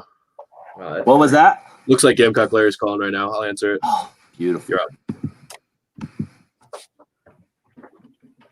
Great news, guys. Gamecock Larry just calling into the show. Just want to talk about the game. We will not make him wait 6.5 hours this morning. Just want to give you a quick reminder. If you're like Gamecock Larry and sometimes you feel like other hosts Mark letting you in on the show. Yes, sir. Yes, sir. I'll try to get you on right away. 978-6654 is the number. This is our last 5 minutes. I'll put you on. Hot Take Hotline there for you 24/7. You can just vent whenever you need to. During a game, during halftime of a game, right after a game, and then we can always play that comment back on our shows. Our Hot Take Hotline sponsored by Twin Peaks for the men who never settle. Go see them down in the Vista at 600 Gervais Street. Also, wanted to give you the heads up, 1075thegame.com, the place to go for Grill Bill. You can enter to win there a $50 IGA gift card for our weekly winner, and that qualifies you to win the Camp Chef pellet grill worth more than $1,000. Grill Bill is where we like to make Bill even more uncomfortable than usual. Get some creative questions going. That'll qualify you to be our Monday participant. We do it every Monday here for the next few weeks or so, and then we'll have a grand prize winner. Grill Bill, sponsored by the South Carolina Pork Board, its member farmers, IGA food stores, and Camp Chef. Right, that gets a little bit of housekeeping out of the way to clear the way for our favorite 86-year-old caller, Gamecock. Who I was a little disappointed. It was my fault yesterday. I was not expecting Gamecock Larry to go completely in the direction he went and just airing his grievances completely against the halftime and extra point shows, not letting them on in the afternoon. I should have followed up after he got that off his chest with, okay, well, what do you think about the Frank Martin situation and the current conversation we were having on the show? So maybe that's where we can go today on the Love Chevy phone lines. We'll see. 803-404-6100 is the number that Gamecock Larry loves and knows. Gamecock Larry, how you doing this morning, sir? I'm doing just fine. First, I want to apologize to all the people at 107.5 for what I said there yesterday. I shouldn't have done it the way I done it, but that's okay. We all got it all aired out. We're going to be okay, but I got Bill, a question for Bill. What do you think about the 3 new coaching staffs in the SEC? And another thing, I'm going to say I'm going to be the same old, 12-0 until I'm proven different. And we're going to be in the playoffs in 2024. And we're going to let Frank Martin go be our coach, and we're going to be in the Final Four next year in the basketball team. Don't say they're going to win a championship, but I just hope old Gamecock Larry is around to see all this. Because next year is going to be completely different. We all going to be happy, and we all going to be champions. Go Gamecocks. Attaboy, Gamecock Larry, just full of. I think he had the. Did you give him a sleep number bed? That was full of energy right there. I think we should probably do that here at the station. That's a different topic for a different day. Great to hear from Gamecock Larry. Bill, it looked like you were confused. I think Gamecock Larry was asking you the other 3 new coaching staffs, right, beside the Gamecock. Well, no, the way he said, but I can only think of 2, right? There's only 3 new coaching staffs. Nope, there are 4. He said that, and right. So which 3 you got? Or Auburn, Tennessee, South Carolina, and Vanderbilt. Vanderbilt. It's easy to forget. Okay. I gotta admit, Vanderbilt I have no number 1, obviously. Yeah. Although I have. Do you see how much? Do you see the project that they just pumped in? Whatever they're calling it, Vanderbilt, something like $300 million. Looks pretty cool. I watched the video of it.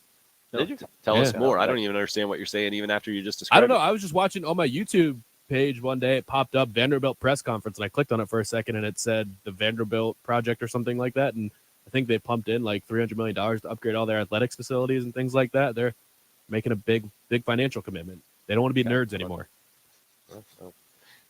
Only $300 million? I don't think that's going to do it. Please continue, Bill.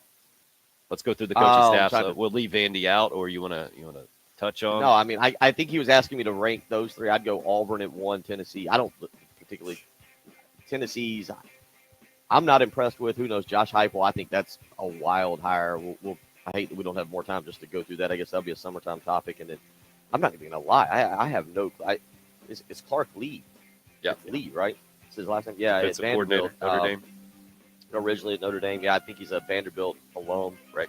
So 30. I couldn't tell you. Weirdly, I another- think he is number one because that's the guy they actually wanted, and the other two teams didn't get guys they wanted. Wait, that's not a different question. That's a different question. They won't be the best team, but I think they're happiest with their hire. Wait a second. And how do we pronounce the new Auburn coach's name? Harsin. Attaboy. Brian Harsin. Well done, Bill. Oh, okay. Took us a while to get there. What a way to end the show, Chad says, with the GOAT, Gamecock Larry. Thanks for listening to the early game. WNKT-FM, Eastover, Columbia. This is 107.5 The Game. WNKT-FM.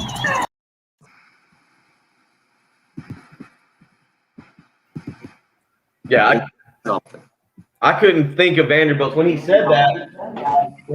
I was trying to think of the three, and I could only come up with two. And then all of a sudden, it dawned on me. I was like, "Oh, he's talking about South Carolina. That's the third." Yeah, the only reason why I know it's not is 4 this year, 4 the year before, 8 out of the 14 programs in the last 2 years, new head coaches. RL, you have a good day. Yeah. Oh, you have a good day. Oh, you guys have a good day. Thanks for having a good day. Making the show better. We appreciate the contributions as always. And we're extra pumped, I think, to have someone having watched this morning from the Philippines. What time is it in the Philippines? You. No clue. No clue. I mean, we didn't even know where Kennesaw, Georgia is. You're expecting to know what time it is in the Philippines? Get out. I know what time it is in Kennesaw, Georgia, though. Do you? You sure? Yeah, 8:56. I think is it the Georgia line where it actually goes to the Yeah, it's Georgia, Alabama, where it changes. As soon as it's also not a straight line. I found out. I looked at the map because we were talking about the Gonzaga game, and it doesn't go straight down. It's like amazing how those borders go. Doesn't make any sense. Kind of like this show. Thanks for watching, guys.